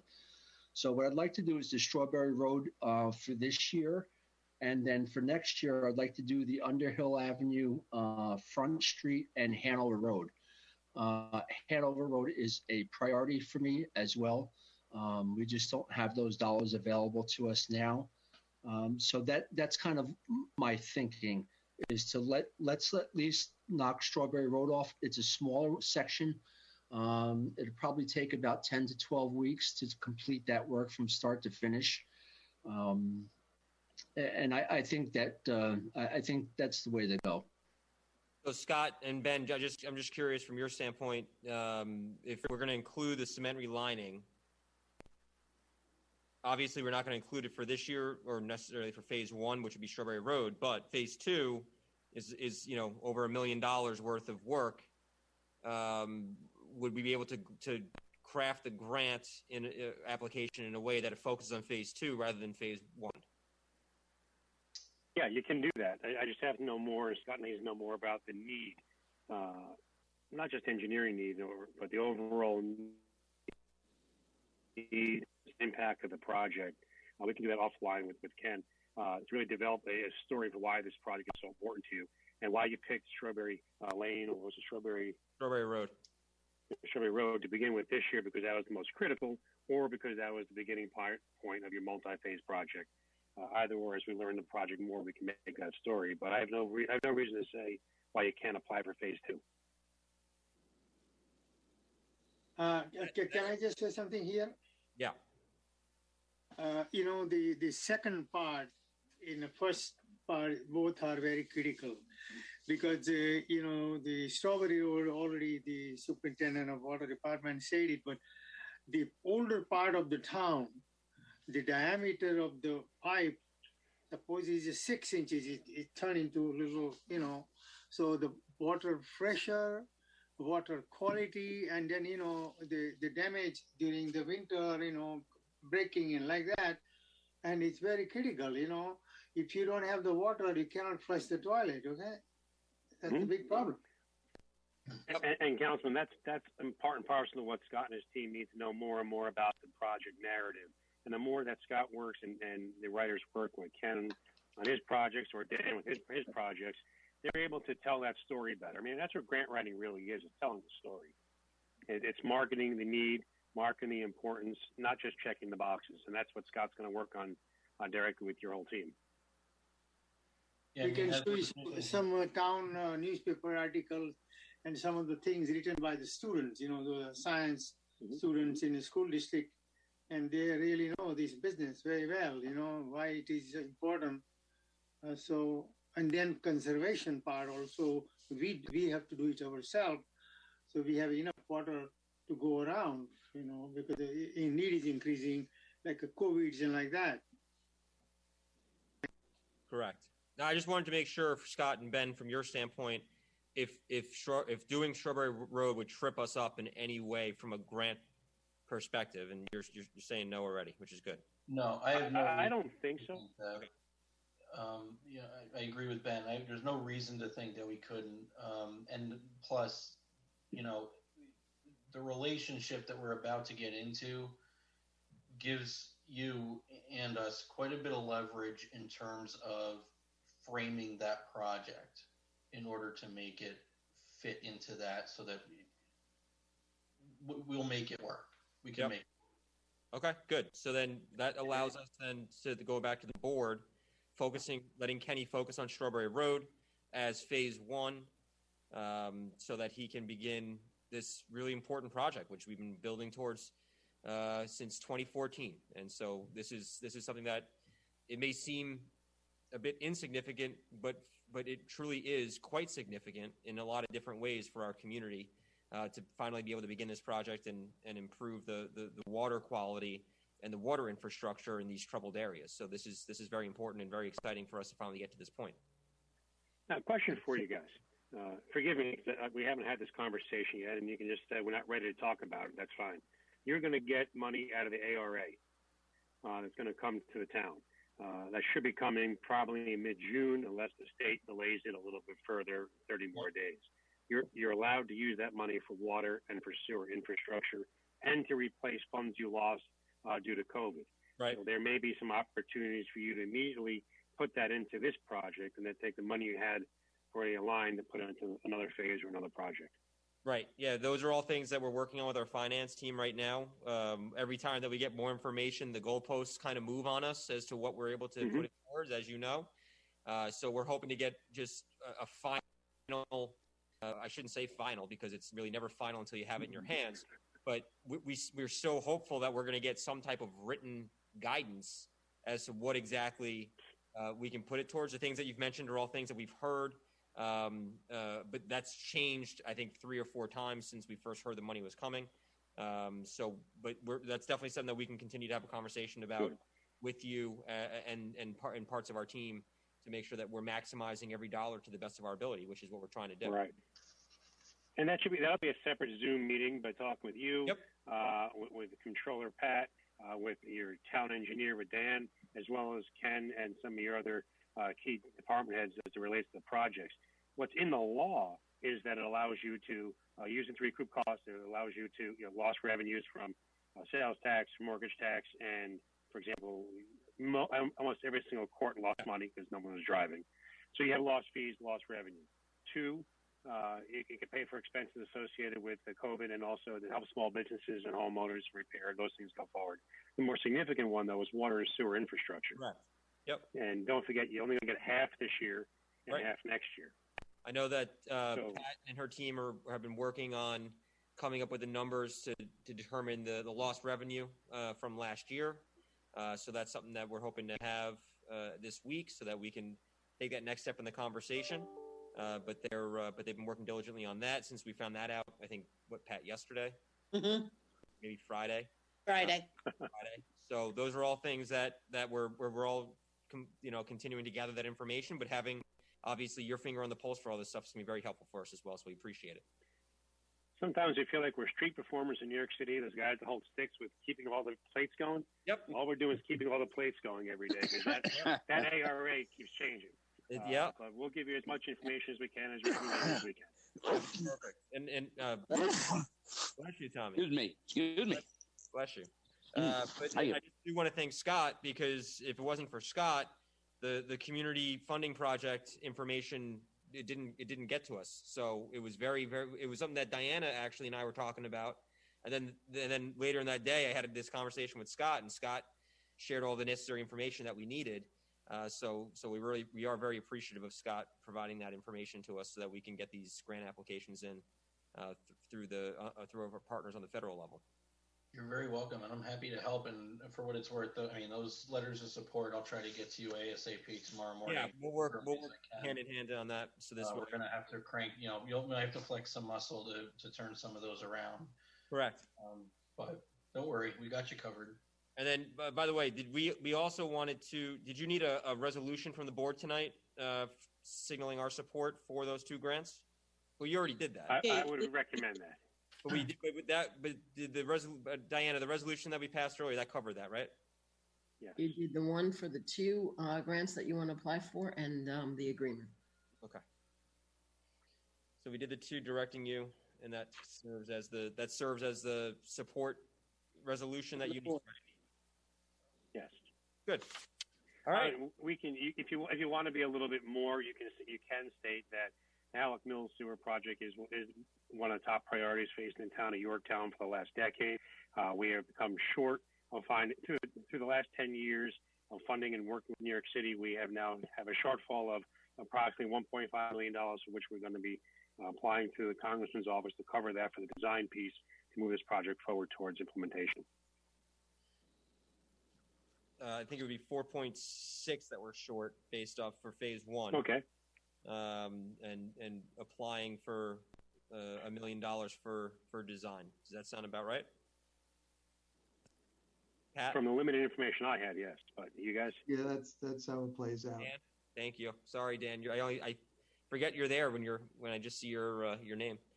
Dan, that sounds about right to you? Yeah, I think it was 4.3 was what we would have to make up in the district based on the last numbers. So yeah, anything we can put toward that is a big help. And that number includes the design cost that we're seeking on this grant. So you can say that the project ballooned from X to Y. Do you have that X and Y? Dan? When you say ballooned, I mean, we have a bigger project that's, the whole thing comes in at like 40 million. So we're only doing a piece of the overall, this is the first phase. But what would you say this first phase is now? 14 million? But that includes the $10 million we're supposed to get from DEP. So that's correct. So you have a budget shortfall. So it's like 14.3 minus 10. Okay, so you're saying you have a budget shortfall of 4.3 million. To make this project forward, you're going to be requesting 1.5 or however much you want. You pick a number, 1.5 or 2, up to $2 million from the Congressman's office, and you're prepared to bond the remaining amount. That's right, and we have some backup to show how that engineering fee was determined. Perfect. So the more information you can put in your support letter, we can do 2 things here. Well, since you have a whole other agenda to go to, like you passed the Dan, you and Scott can work tomorrow on framing a cover letter of support from the town supervisor and board that'll go into more detail about what we just talked about, the 14.5. That way you don't have to worry about wordsmithing a resolution at this point. That's perfect. Scott, does that work for you? Yeah, just be aware, Dave Gilmore, on my staff or our staff is spearheading that at this point. So you'll probably hear my guess is you'll be hearing from him bright and early tomorrow. No problem. We had a conversation late afternoon, and we went through the budget. Okay. Perfect. Yep. I had already halfway there. So Dan, I'm going to give you a piece of friendly advice. When you're talking to Dave, you may have to be aware that you got to rein him back a little bit and keep the project. And I had this conversation with him earlier before I left the office earlier today. I'd like to keep the project broadly scoped intentionally when we're applying to CPF through this avenue. And I know he may have mentioned to you trying to break it down into phases and apply for certain parts of it. But, I went back and took another look at the whole project. And I think it's wiser to do it on the whole scope of the project rather than picking out little pieces. Does that make sense to you? Well, the only reason we went down with the design stuff is that because it's a special district, the district has to be established before we can move forward and go to construction. So the That's reasoning correct. behind doing the design was the design would be ready to roll in 2022. Okay. Construction, we may not be able to get there. Okay, that makes sense. Okay. Very good. Good. And then we'll talk to you all later on, probably in the next meeting on the Hudson River Greenway grant. And you have one due May 7th and one due in Right. September. Yep, that's perfect. Great. Well, thank you all. We look forward to work with you guys this year. Thank you very much. Thank you very much. Thanks so much. Everybody. All right, talk to you tomorrow. Have a good You bet. night. I don't want you to go anywhere yet. Just to circle back on Strawberry Road. So, what's the next step you need us to take for Strawberry Road? So again, the original contract was signed in 2014, and then portions of it there were addendums to the contract. The original contract was 14. It was addendum in April of 15 because we discovered other areas. And then in November 15, there was another addendum to that contract. There's resolutions for this. So the total, the total of that whole contract was $116,600, not to exceed. Of that balance, there's $45,950 left on that original contract. So the price for the engineering work and everything that goes into it, and I have the proposals and emails from the engineer that we've been working with that I can certainly forward to everybody tomorrow. But their fee would be $35,900. For just So that would Strawberry Road? yes, yep. And so that would bring it to $255,900, the total project. Okay. So if the board allows me, well, I don't know, that original contract from 2014, there's been resolutions approving those dollars. Again, it started at $66,900 in 2014, June of 2014. There was monies added in April of 15. There was monies added. In November of 15, there was monies added. So again, there's $46,000 left on that original contract. So I'm not sure what the process is from here. Pat? Well, that's what I was going to ask, because I have a total of $47,336 that we still have left on these three that we haven't spent. So do you just need to pass a resolution that we're going to allocate this $35,009 from the balance remaining to cover the cost of Strawberry Road now? So why don't we do this? So why don't we huddle up this week with Kenny, Pat, and Adam, just to make sure we've got all of our I's dotted and T's crossed. We'll craft the necessary resolution for next week's agenda. So this way we have time to make sure that we're doing it the right way. Are there any questions or concerns from the board about allowing Kenny to move forward with Strawberry Road? Do it right away. Okay. I like that. I like that attitude there, Councilman. So it must be the Get it great done. suit we're both wearing. We got Councilman Diana is good. Councilman Lachterman, any issues or concerns? You're good? All right. So this is what we'll do. So Kenny, we'll huddle up this week with Adam and Pat. We'll make sure that we've got all of the details all squared away. And then we'll work with Adam and Diana on getting the right resolution together for Tuesday. This way we can put it forward, and then you can rock and roll. Great. Thank you. Okay, Kenny, can I just say something? We have to increase a few cents because there will be more increase from the state and the water rate. So if you increase a little bit, just the price of one bottle of water, that will give us some more revenue. Oh, $2. $2. 1,000 gallon is $7, okay, not $2 for each. So that will put us in a little better position to move forward, you know. Good.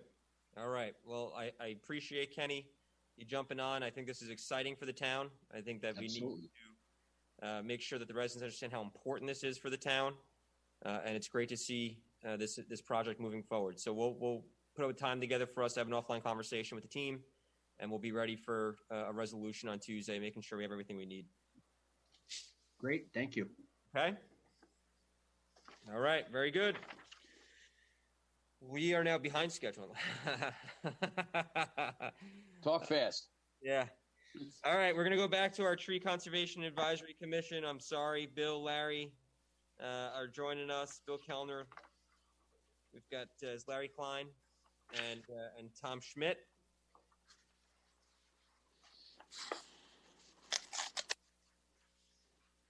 There's Larry. Where's Bill? Well,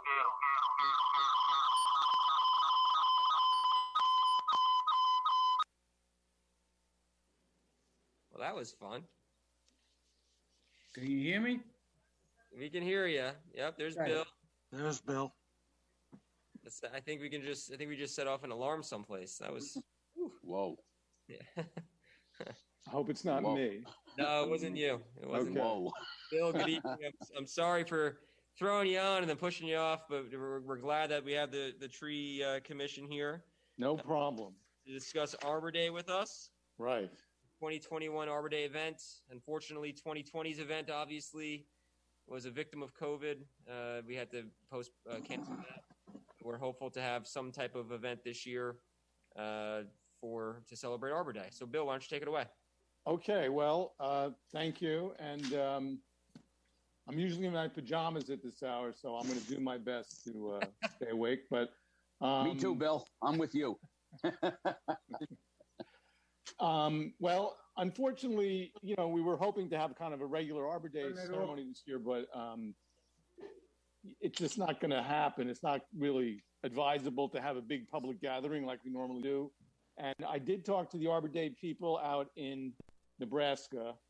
And as you probably know, having an Arbor Day ceremony is one of the Tree City USA requirements, an annual Arbor Day ceremony.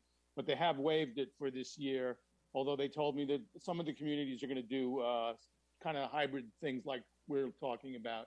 So we're really talking about a scale-back, non-public Arbor Day. Actually, I have a kind of a tentative program.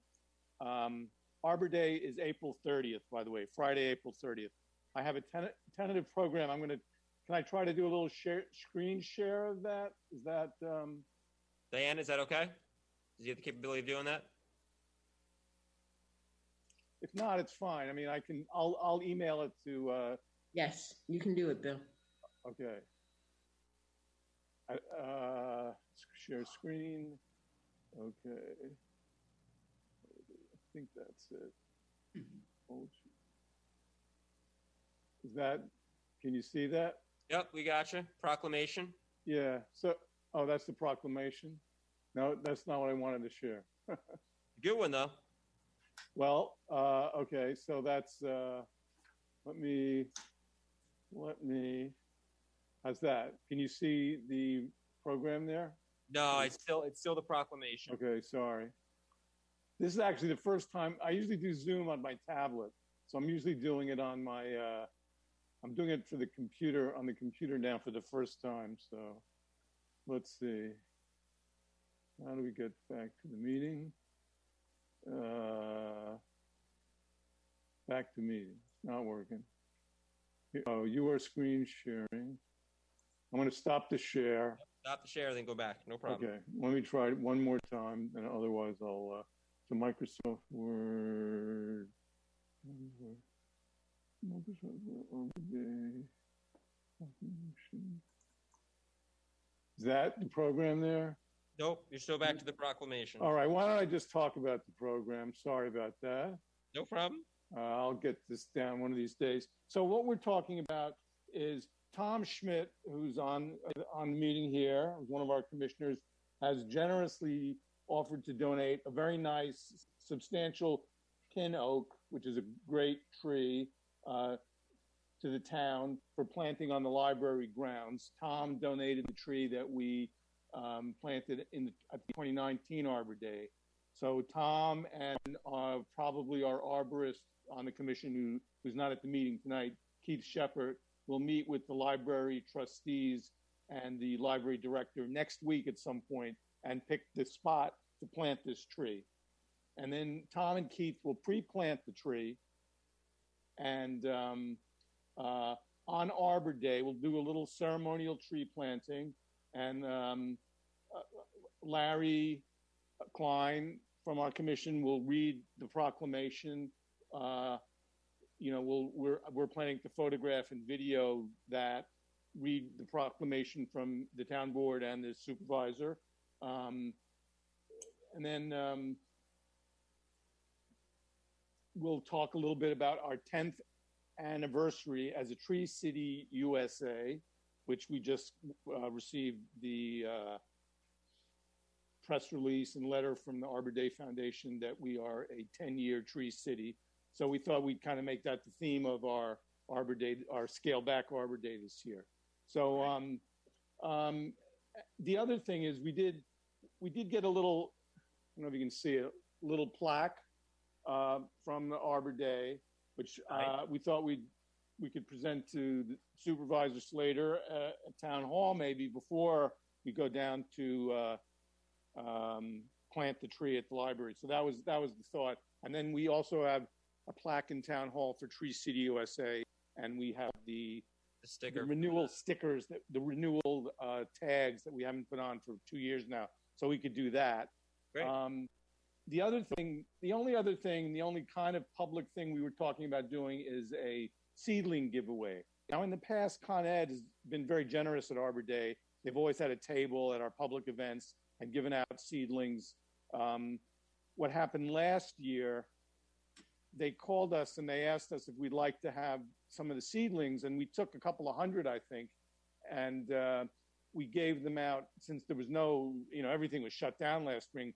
We gave them for distribution to a couple of the neighborhood associations around Yorktown, and Tom Schmidt distributed some in Shrub Oak. I think some might have gotten planted in the town parks. So I've reached out to Con Ed to see if they can donate seedlings again. I haven't heard back from them yet. I have one of the local Audubon chapters that works out of Yorktown. We have 2 Audubon chapters in Yorktown, has offered to donate some seedlings that they acquired from the New York State DEC nursery. So one way or the other, we should have some free seedlings to give out to the public. So so we'd like to do that in conjunction with the tree planting at the library, have a table out, everything would be outside. We'll have a table on the porch of the library. And that's pretty much it. That's what we're talking about. So it's not like our normal, big deal poster contest and all the kids and everything, but we'll recognize the town's achievement in getting the Tree City USA. And that's what we're thinking of. Well, maybe we can get Tom Ciangela to come down with the video camera. We can put up on the government access channel, make it more of a virtual celebration, since we can't do it in person. Okay. We can check all those boxes and still make it a meaningful recognition for the town. Well, that's great. Yeah, we'll have to write have to do some good speeches so we can,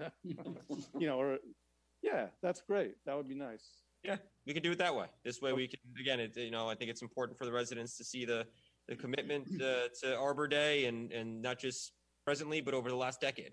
And so I think that's a great celebration for us to memorialize, and it's a great way for us to make sure that the town is a part of it, despite the challenges that we're facing, and that's something that we've had to manage and deal with throughout this terrible pandemic. So we're happy to be able to provide that opportunity again, for Arbor Day and make sure that we celebrate it. Right. Okay. Well, thank you. And so So good. So we can go ahead then, and we'll, I'll reach out to your office, Matt, about, exactly how we'll time out Friday. Maybe Larry and I maybe will stop off at Town Hall, early afternoon, and we can do a little thing there, and then this is again April 30th. Yeah, and what we'll do, in addition to that, what we can also do for the town, April 30th. So the town board meeting beforehand would be, well, I guess we can do it next week, but we can take your proclamation and make it into a resolution, have the whole board approve it, and this way it's a resolution from the entire town board, recognizing and celebrating Arbor Day, and this way it's an official document. It goes into the record, and then we can present it as part of the Arbor Day celebration. Right. Okay. That work? Right. Yeah, that's great. That's good. It works. Great. Yeah. Bill, do you have a copy? Do you have a Word version of the proclamation that you sent over? Yes. Could you send it to Diana so this way she can just add it to the agenda next week as a resolution? Sure. Great. Okay. Very good. Perfect. Thank you, Barry. Thank you, Matt. Thank you. Yeah, no, thank you. Thank you all. We're looking forward to it. Any questions or comments from the board? Nope, I'm good. Thank you guys for what you do. Thank you. Thank you. Okay. Thanks. All right. We have to speak to the listening heaven about the trees, that the heaven is watching upon us, what we are doing here on the earth. There was a quote from Rabindranath Tagore, I will say it again that day. Thank you, Councilman Patel. Yeah, why don't you send that quote to me, Vishnu, and we can, we'll read it. Yes. We'll read it when we read the proclamation. Perfect. Thank you. All right, all. Thank you very much. Thank you. Good night. Good night. Looking forward to celebrating Arbor Day, April 30th. Right. All right, we're going to go over to our next item, which is a traffic consultant. We have our planning team with us, Robin Steinberg and John Tegeter. Sorry for keeping you up after a long planning board meeting last night. We have, do appreciate the package that you provided to the town board members, which provides reports from all the responses from the RFP that we sent out regarding a traffic consultant. Mr. Tegeter, do you want to reintroduce us to this process, and just also maybe for the public, for those who may not know what we were trying to accomplish? Sure. So we have had before a traffic consultant, and we are looking to do that again. And I'll just tell a little bit about what they have done in the past. In large measure, when a application comes, typically a commercial site plan, on occasion a subdivision, although that is much less common. But when a commercial site plan comes in, and it will have some impact on the traffic system on which it fronts, such as Route 202 or Route 6 or what have you, here in the Yorktown Heights, typically an applicant is required to study the traffic that their project will, in the manner it will impact the town and the transportation system, and predict whether or not what those impacts will be, and whether or not there needs to be some mitigation measures. Now, that is being done typically by the traffic engineer that is hired by the applicant, and we have need of a traffic engineer to review that material, since it is an engineering specific discipline, which Robin and I as planners don't necessarily have. Now, we can do it when we need to, but it takes us much longer. And of course, not being well versed in it and practicing that leg of the business, it's more difficult for us to come up with the proper views of what those reports are saying. So, we did have in the past a traffic consultant that did just that. The other thing that we have added in this RFP is to have the ability for our consultant to do some of the work that you would normally expect the applicant's traffic consultant to do. So, for instance, there may be some cases in which we want to actually do the data collection, such as take traffic counts at an intersection, so on and so forth. There sometimes there's cases where the applicant just doesn't have the resources to do that, and it makes more sense if we had a consultant to do that for us. The third task that we've asked for some support on is to do and look at traffic projects that the town will take on their own. What comes to mind, for instance, would be the Halleck's Mill Road situation. So if we have this consultant, we can ask them to do studies, we can ask them to take traffic counts, look at it in a way, and then provide some designs for mitigation of the difficulties that we find in any particular traffic situation. That would be purely a town project, wouldn't involve an applicant. So those are the basic three things we've been looking for. We did have, as I said before, and we wrote an RFP, and the board determined to send that out, and we have received 4 RFPs back from traffic consultants. 4? Excuse me, 7. 7. Sorry. This is my second night at this, so I know. So we have 7 responses. So and we know some of these folks, but Robin has made up a nice little matrix, and from here I'm going to let her go through and pick up on the points that she's found while going through these, and also fill in any blanks that I may have left out. Right. So I made the table that I emailed, which goes through each firm. I listed all their staff, just because we do know some of the people that not always are the contact. And also I tried to note, it might be in the notes in the last column, but we know some people from firms that not necessarily are now they're at different firms. So just in case you recognize a name but you don't recognize the company. A lot of the consulting firms have been acquired by other firms over the years. I listed their roles in the process because some of them are very engineering heavy. Some of the firms also include planners and provide other planning services. Aside from transportation, and some of them have expertise like the bicycle pedestrian planning, complete streets, road safety.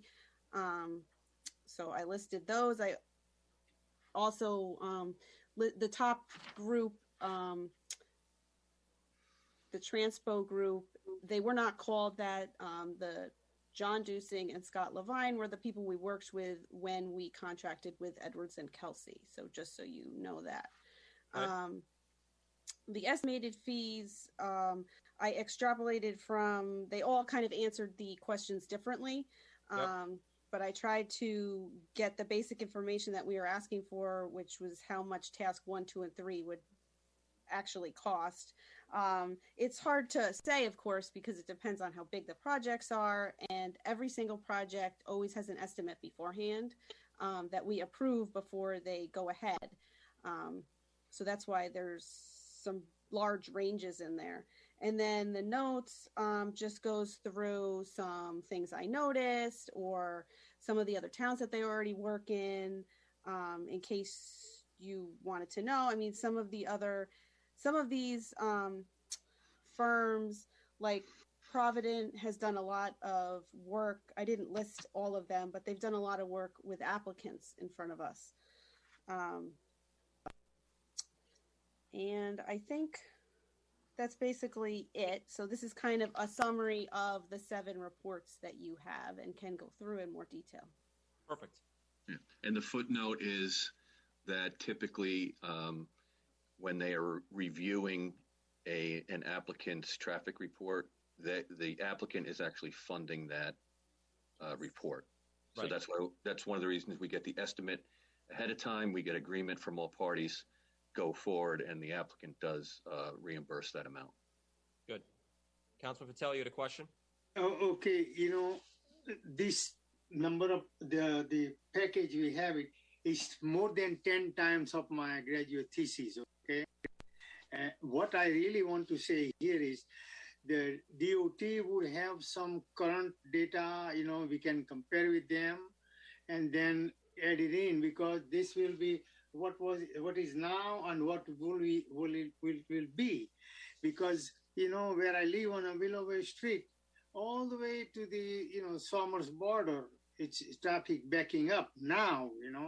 So I want to make sure that I have a data which I can compare what is now and what will be expected in the future, because you're traveling from the Somers border and going to the middle of the town to the the Lowe's and all that, it takes half hour sometimes, in a peak hour. So this kind of data will help to see what will come out in the future.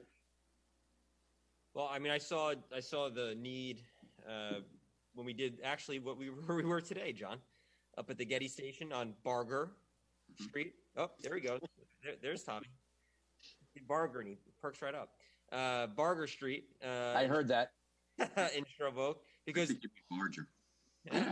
You'll be punished, John. You don't know. But that was something, John, that you had to really dive deep into on the traffic side. Yes. Whereas if we would have had something like this in place, it could have expedited the process for the applicant, and it also made sure that our interests were being properly protected, and not that they weren't, but it did require a large investment of effort and time on your part. And then, as we've heard and seen from residents in town with some potential proposals that may be coming online, concerns about traffic, and I heard I read some of the minutes from last night's planning board meeting, and there were obviously traffic concerns raised on some of the applications before you there, and having something like this in place just ensures again that the town's interests are being protected, and we're not just being given reports that are being paid for by the applicants. Correct. So from the town boards, I'm sorry, John? I agree with everything you said. So from the town board's perspective, and from a process standpoint, I would recommend that we bring those who submitted for the RFP in so we can interview them, ask them some questions.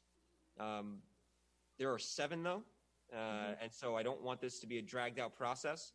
And so what I would recommend and hope for is maybe we can work with our town clerk to find a suitable date for a special meeting that we can bring them all in at once and rip through them, and then we can make a decision based on the proposals that we have in hand and then their interviews. Any thoughts or feedback from the town board? I think it sounds good, Matt. Let's get them in. Let's see what they're all about, and we'll go from there. I think it's necessary. I mean, I think it gives us we've had some different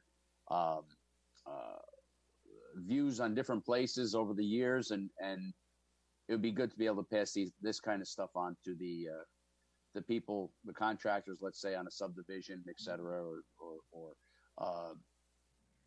a place like in Shrub Oak where it could have adversely affect the public with exiting and entering traffic and so forth.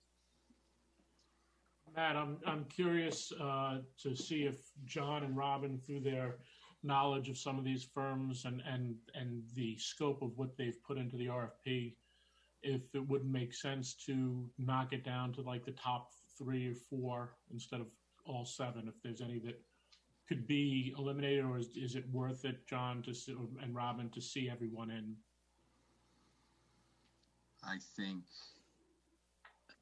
I think it is worth it to see everyone. I could knock it down. But often it's good to have an interview, because sometimes some folks do really wonderful interviews and you learn a lot that doesn't come through in a written proposal. But, as Robin had said, some of the folks we're familiar with, familiar with them in a professional capacity, and over the years are, good acquaintances with them. Others we know not the first about. So that doesn't mean that these wouldn't be good. I think Robin and I all felt that most of these folks have the credentials to perform the tasks well. I happen to think that there will be probably some here that will outshine others. But it's hard to say which ones will without really making sure that you speak to them. So I think I would lean towards taking a look at them all, Ed. I know it would take extra time, but I think it's worth it. That's fine. That's why, like I've told you in the past, you're the expert. Well, in this I'm not, but not in traffic. I think you know a little bit more than I do, probably. Cars go down the road, they clog up the road. Wait, we know the same thing then. John, once we get through this, maybe we can re-explore the environmental consultant too. I know that was something that we've discussed in the past. Yep. And in similar scenarios where the burden's falling to you and your department to become pseudo expertise on issues where if we had a similar apparatus in place, we would be able to bring in an outside expert to just review applications and mitigation plans and make sure that there's no issues. Yeah, the one that comes the town's interests are being protected. Yeah, the example that comes to mind is the one that we saw on Gregory Street at last meeting or the meeting before. I went out there. I know Dan went out there. We both walked it, not together at different times. And we found some things, but we weren't really sure exactly what we were looking at. And I mean, for instance, whether or not that one pool was a vernal pool, for instance. An environmental person that would go out there would know on their site visit if it really was a vernal pool. Things of that nature makes it a little bit more difficult for us to, carry these things through in a quicker, more efficient manner. And sometimes, we may not be doing it in the most correct and positive way for the town. Well, I just want to make sure you've got the tools to make sure that you succeed. And so I think there's been clear examples that these things are needed, and they not only make sure and ensure that you succeed, but it makes the application process a bit more efficient. And like I keep going back to, it just makes sure that the town's interests are continually protected, and not just being receiving and making decisions on reports that are paid for by applicants. So we just have that checks and balance in place, which I think is just really important as we go through this process. Do you have an RFP, a draft RFP on that environmental consultant? I do. Have you sent? You haven't sent it out though. We haven't authorized that. What does the board feel about having John work with our team to issue an RFP on the environmental consultant while we're finalizing the traffic consultant? Probably a real good idea to get it going. We've been talking about it long enough. Councilman Diana? Yeah, start working on the RFP. I have certain reservations on different environmental consultants that may be suggested. Well, that's the beauty of it, right? We can put out the RFP and see who we get back, and then we make a collective decision. Mm-hmm. Councilman Patel? We had one and we didn't have it now, so it's good to have it. So, John, could I just ask you and Adam just to huddle up, just to go over that RFP, and then maybe we can bring it back to authorize and Dan CRC, I see Dan's here. Dan, any thoughts on an environmental consultant? Yeah, I mean, to John's point, we can go out there, but when an applicant's consultant says one thing, is good enough or whatever, I think, someone who's trained in this area would be useful to make sure we're properly identifying wetlands and making sure that we've got a mitigation plan that gets the job done. Okay. So maybe, John, if you could just maybe huddle up with Adam, and then just so you guys can just review the RFP together, and then Adam, if you have any issues, let us know, and then we can get over to Diana. Maybe we can do a resolution next week at the town board meeting to put the RFP out, and we'll see what we get back. If we don't like any of them, Tommy, then Councilman Diana, then we don't like any of them. And you're right. I before these go out, though, I'd like and moving forward, I think before some of these RFPs go out.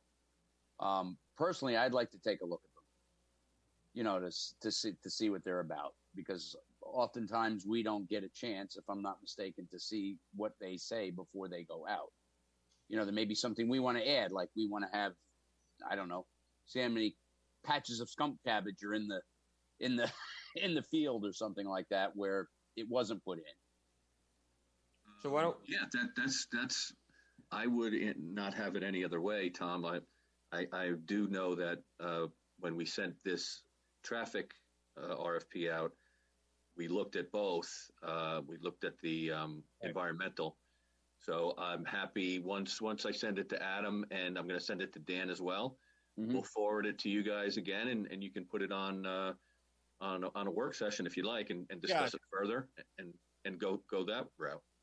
That'd be great, John. I appreciate it. And nothing disparaging about, there's nothing nefarious. Just, no. I think moving forward, that's what not only for this, but for other ones, that's what I'd like to see. No, agree, Tom. My way of doing things is the more eyes on it, the better the product is coming out the other end. So I'm all for it. Then we'll put it on for the next work session. So this way, Councilman Diana, you get a chance to get eyes on it. Same with the other board members. Thank you. And we can go from there. We can authorize it at the next work session then. Because we can't have too much skunk cabbage. No. Okay, good. Well, we can move that piece forward as well. What's that, Ed? I like my skunk cabbage with corned beef. I'm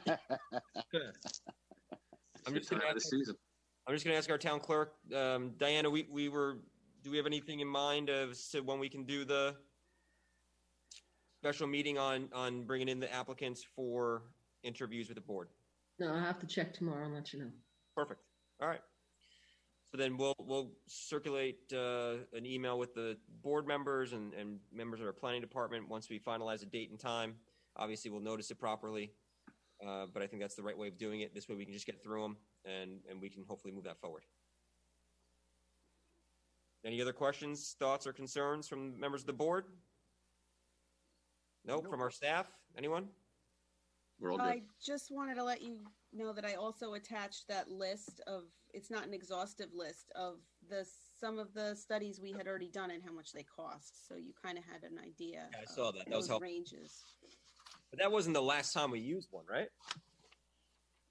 No, I don't think so. I just tried to quickly search through resolutions and find some numbers just so we had some kind of ballpark. There was definitely more than this. It's 6 or 7 years, though. Yeah. At least. Good. Since 6 or 7 years since we've had one? Yeah. Wow. Okay. Well, hopefully this will do the trick. And just like I said, just make sure those checks and balances are in place. Yep. Great. All right. Great work. Thank you. Appreciate it. Thank you. Thank you. And then Thanks, folks. Last but not least, we've got Dan Ciarci. And is Kenny still on? Kenny, you there? Kenny's here. All right. Ken from Water. Kenny's here. Kenny's here. All right. Dan, talk to me about fluoride. Well, the good news is the contractor is back. Some things are proceeding, but we have had some hiccups, but it's moving along. And I guess I could describe some of the hiccups and Ken can elaborate on them. I guess the first big thing I guess we're trying to sort through right now is the depth of the 24-inch line. And my understanding is, Ken, you guys are going to be out there tomorrow to do the test hole to figure out where that depth is. Right. So of course, this goes back to the theme of we hate to change things too much when the health department is involved. So we want to make sure if we do have to change things up, The hope was, I think it was, they figured, I guess the water main was going to be about 4 or 5 feet deep, and it turned out to be 8 feet. Now this would be the location where the sampling tap will be located. Well, actually today, Ken, I guess the other issue that came up was that the contractor, it seemed like he was throwing his hands up in the air that he had nothing to do out there. So that's not, I think he does have stuff to do out there. So, Arcadis is going to weigh in on that and make sure that he keeps moving, because there's the injection location, which could still be done, if I'm not mistaken, Ken. There was no issues with the depth over there, that they could proceed with that as planned. No, it's very shallow there. Actually, it's about 3 feet deep there. Right. Do you know, is that thing offset to go around the old line, the old feed line out of the pump house? Do you think they just offset it to get around that line? What, the 24, Dan? Yes. Yeah, I believe they must have put a bend on there and lowered the main to get underneath the original line. Right. That's why I think the water main goes from about 3 feet to about 8 feet deep. Okay, so hopefully as we go a little further east on Old Crampon, we won't need an 8-foot manhole, because then we'd be staying with the plan that the health department viewed. We'd be just sliding it over a little bit. Today, I think we got to resolving the power issue. Were you on that email chain, Ken? I didn't see it, Dan. Okay, because it looks like, because originally we were coming off the aqueduct with power. Now it looks like we're back to, or we're going to do it off of the pole line on Crampon Road, or Old Crampon Road. And then the other snafu we ran into was the location of the sewer line, the force main. So unfortunately, they saw cut in the wrong place. So we're working on getting that resolved. But again, the contractor's position that there's nothing to do.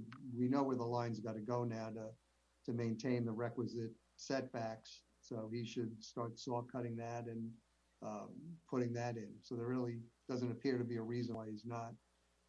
He can't do any work out there. Can I say something? The aqueduct to the new metering room over there, the pipe will be closed down, right? Who is going to do that work? To remove the old pipe out of the aqueduct? Yeah. It's in their contract. Okay, yeah. So is it going to look better than this one? Look here, this is where it was, And that's why it shut down. Look at the fluorine eating up the entire building, And there was no maintenance done for many, many years.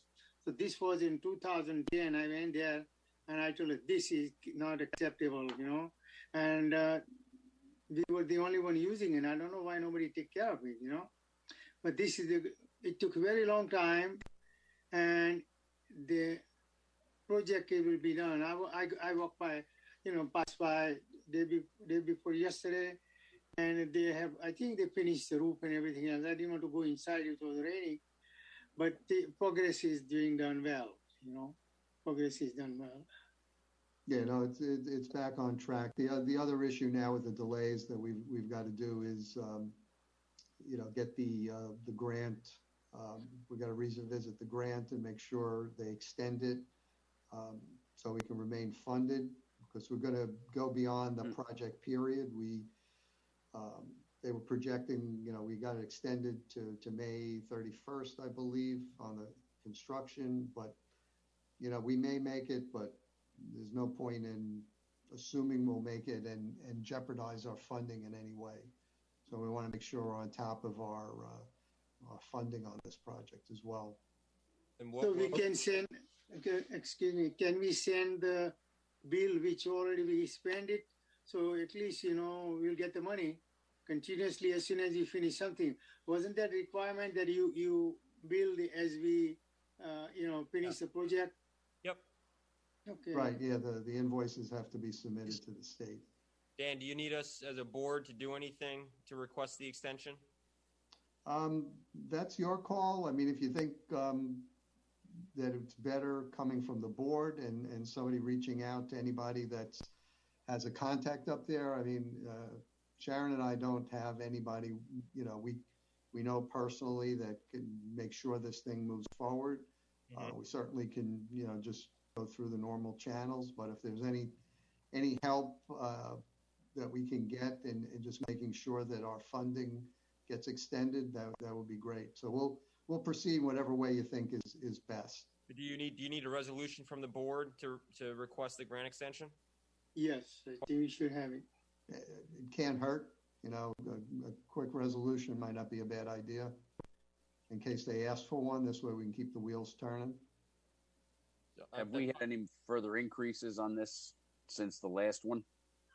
No, right? No. Now, there'll always be something, you know, there'll be issues, I'm sure, that'll arise. And but before the project's over, I'm sure there'll be some back and forth over what was in the contract and what wasn't. You know, just things like, you know, they were supposed to put the manhole in one place, they can't put it there now. You know, those are the kind of issues we're going to be faced with. Or it's 8 feet deep and there's no other way to do it. So, you know, the road got saw cut in the wrong place. You know, these are the kind of issues we'll have to, you know, it'll be a bit of a blame game, but we're trying to be proactive and just try and keep things from escalating into bigger problems. Well, I mean, I think a town resolution, a town board resolution always helps. You know, so I'm happy to make a motion requesting a grant extension from the New York State Department of Health as it pertains to the fluoride project. So moved. We have a first, we have a second. All in favor? Aye. Aye. Any opposed? None. Motion carries. So Dan, I'll work with you tomorrow on contact in the Department of Health. But at least we have that formality so that the clerk's office has it on the record that we will request it. Yes. It's actually done through a digital signature online, so we'd have to set you up to do that. Meaning Dan? No, the supervisor. Last time it was done by the supervisor.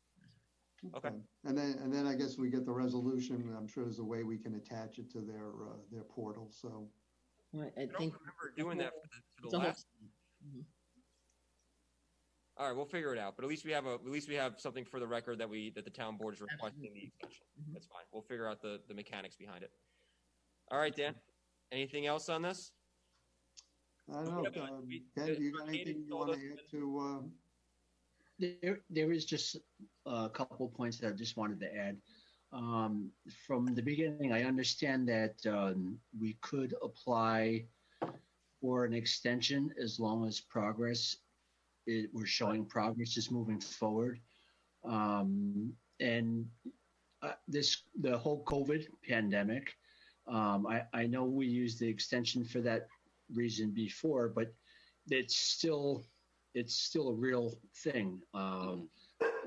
My opinion is COVID has played a part in this delay, you know, for not being on schedule, trying to get wood and materials, and the contractors only working with a limited staff. So I don't think it's unreasonable to mention that, you know, COVID did play an issue, and it's still playing an issue as far as getting materials. Yeah, I mean, I'm sure that considering that we continue to make progress, I agree with you, Kenny. And the contractor did tell us that, or at least, you know, that's one of his contentions, that he had staffing issues with COVID quarantines, that, you know, it impacted his ability to perform. Yep. Do we know, have we heard from Arcadis as to an expectation as to when they have it completed? Well, I guess some of these issues are going to have to be resolved. You know, it is sort of critical how we're going to do this sampling location. So that's why it's key that, you know, Ken's guys are out there and we can identify the depth at another location. the hope would be that we don't have to go to the health department, have to wait for them to approve a modification. But otherwise, I think the contractor's, ready to move this thing along, and as long as we don't come up with any issues. And fortunately, the power thing was becoming an issue. And there was a couple of different scenarios that were looked at, but I had a good conversation with our commercial services rep at Con Ed today. And, he met with his people, and the old Crampon Road service seems to be the simplest thing all around. They actually even indicated that the redoing the service on coming off the aqueduct was going to cost us something like $23,000. So that was a problem. So I think we avoided that. We avoided that. Yes, that the old Crampon. Diana, we avoided the $23,000 cost. Thank God. Finally, we avoided some cost. Yeah. Thank God. Good job. Pat, how are we making out with the reimbursement? Have we gotten any of that reimbursement back yet? Oops, sorry. Yeah, so far everything that they've applied for, it's quarterly. We've gotten, I know there's one more submission that's going through now. So yeah, we've gotten everything that we've applied for. That's as best as I can tell you at this point. All right, good. Okay. Yep. Mm-hmm. So I'm just hopeful that we do get all the dollars that we were promised, and if we could take those dollars and put them towards our relining project for the next phase, that would be great. Get the money back, Kenny, I promise. There's your incentive. We got you, Ken. We know what you want, man. Don't worry. Good. Anything else that you guys want to add on this? That's it. Nope. All right. So, Dan, we'll touch base tomorrow and figure out the mechanics behind this Department of Health request. We've got the resolution now. And Kenny, if you want to join us for one of our field trips on Friday, that was a fun thing that we did, Dan. Dan, we made the rounds. We made the rounds on Friday. That was a lot of fun. So we got to take on a bunch of projects, and that was obviously high on the list is the fluoride project. I would love to join you on Friday, but I'm going for my second vaccine on Friday. So. Oh, there you go. All right. Good man. Thank you. All right, guys. Keep up the good work. Dan, good job. All right. Thanks. Thank you. Have a good night, folks. You too. Pat, thank you. You too, Kenny. You're welcome. Good night. There with us tonight. Appreciate it. All right. We have one resolution, and that's to release the retainage amount of $22,056 to Acorn Electric. So yeah, this is for the electric contract on the pump station project. Right. So my conversations with everybody, we had no issues with those guys, and everything worked out fine. So it's appropriate to release the retainage back to them. Thank you, Dan. We have a motion. So moved. Second. All in favor? Aye. Aye. Any opposed? Motion carries. There's no other business before the board. Then we will make a motion to adjourn. So moved. Second. All in favor? Aye. Any opposed? None. Have a good night, Yorktown. Thank you very much. Night, everybody. Thank you, everybody.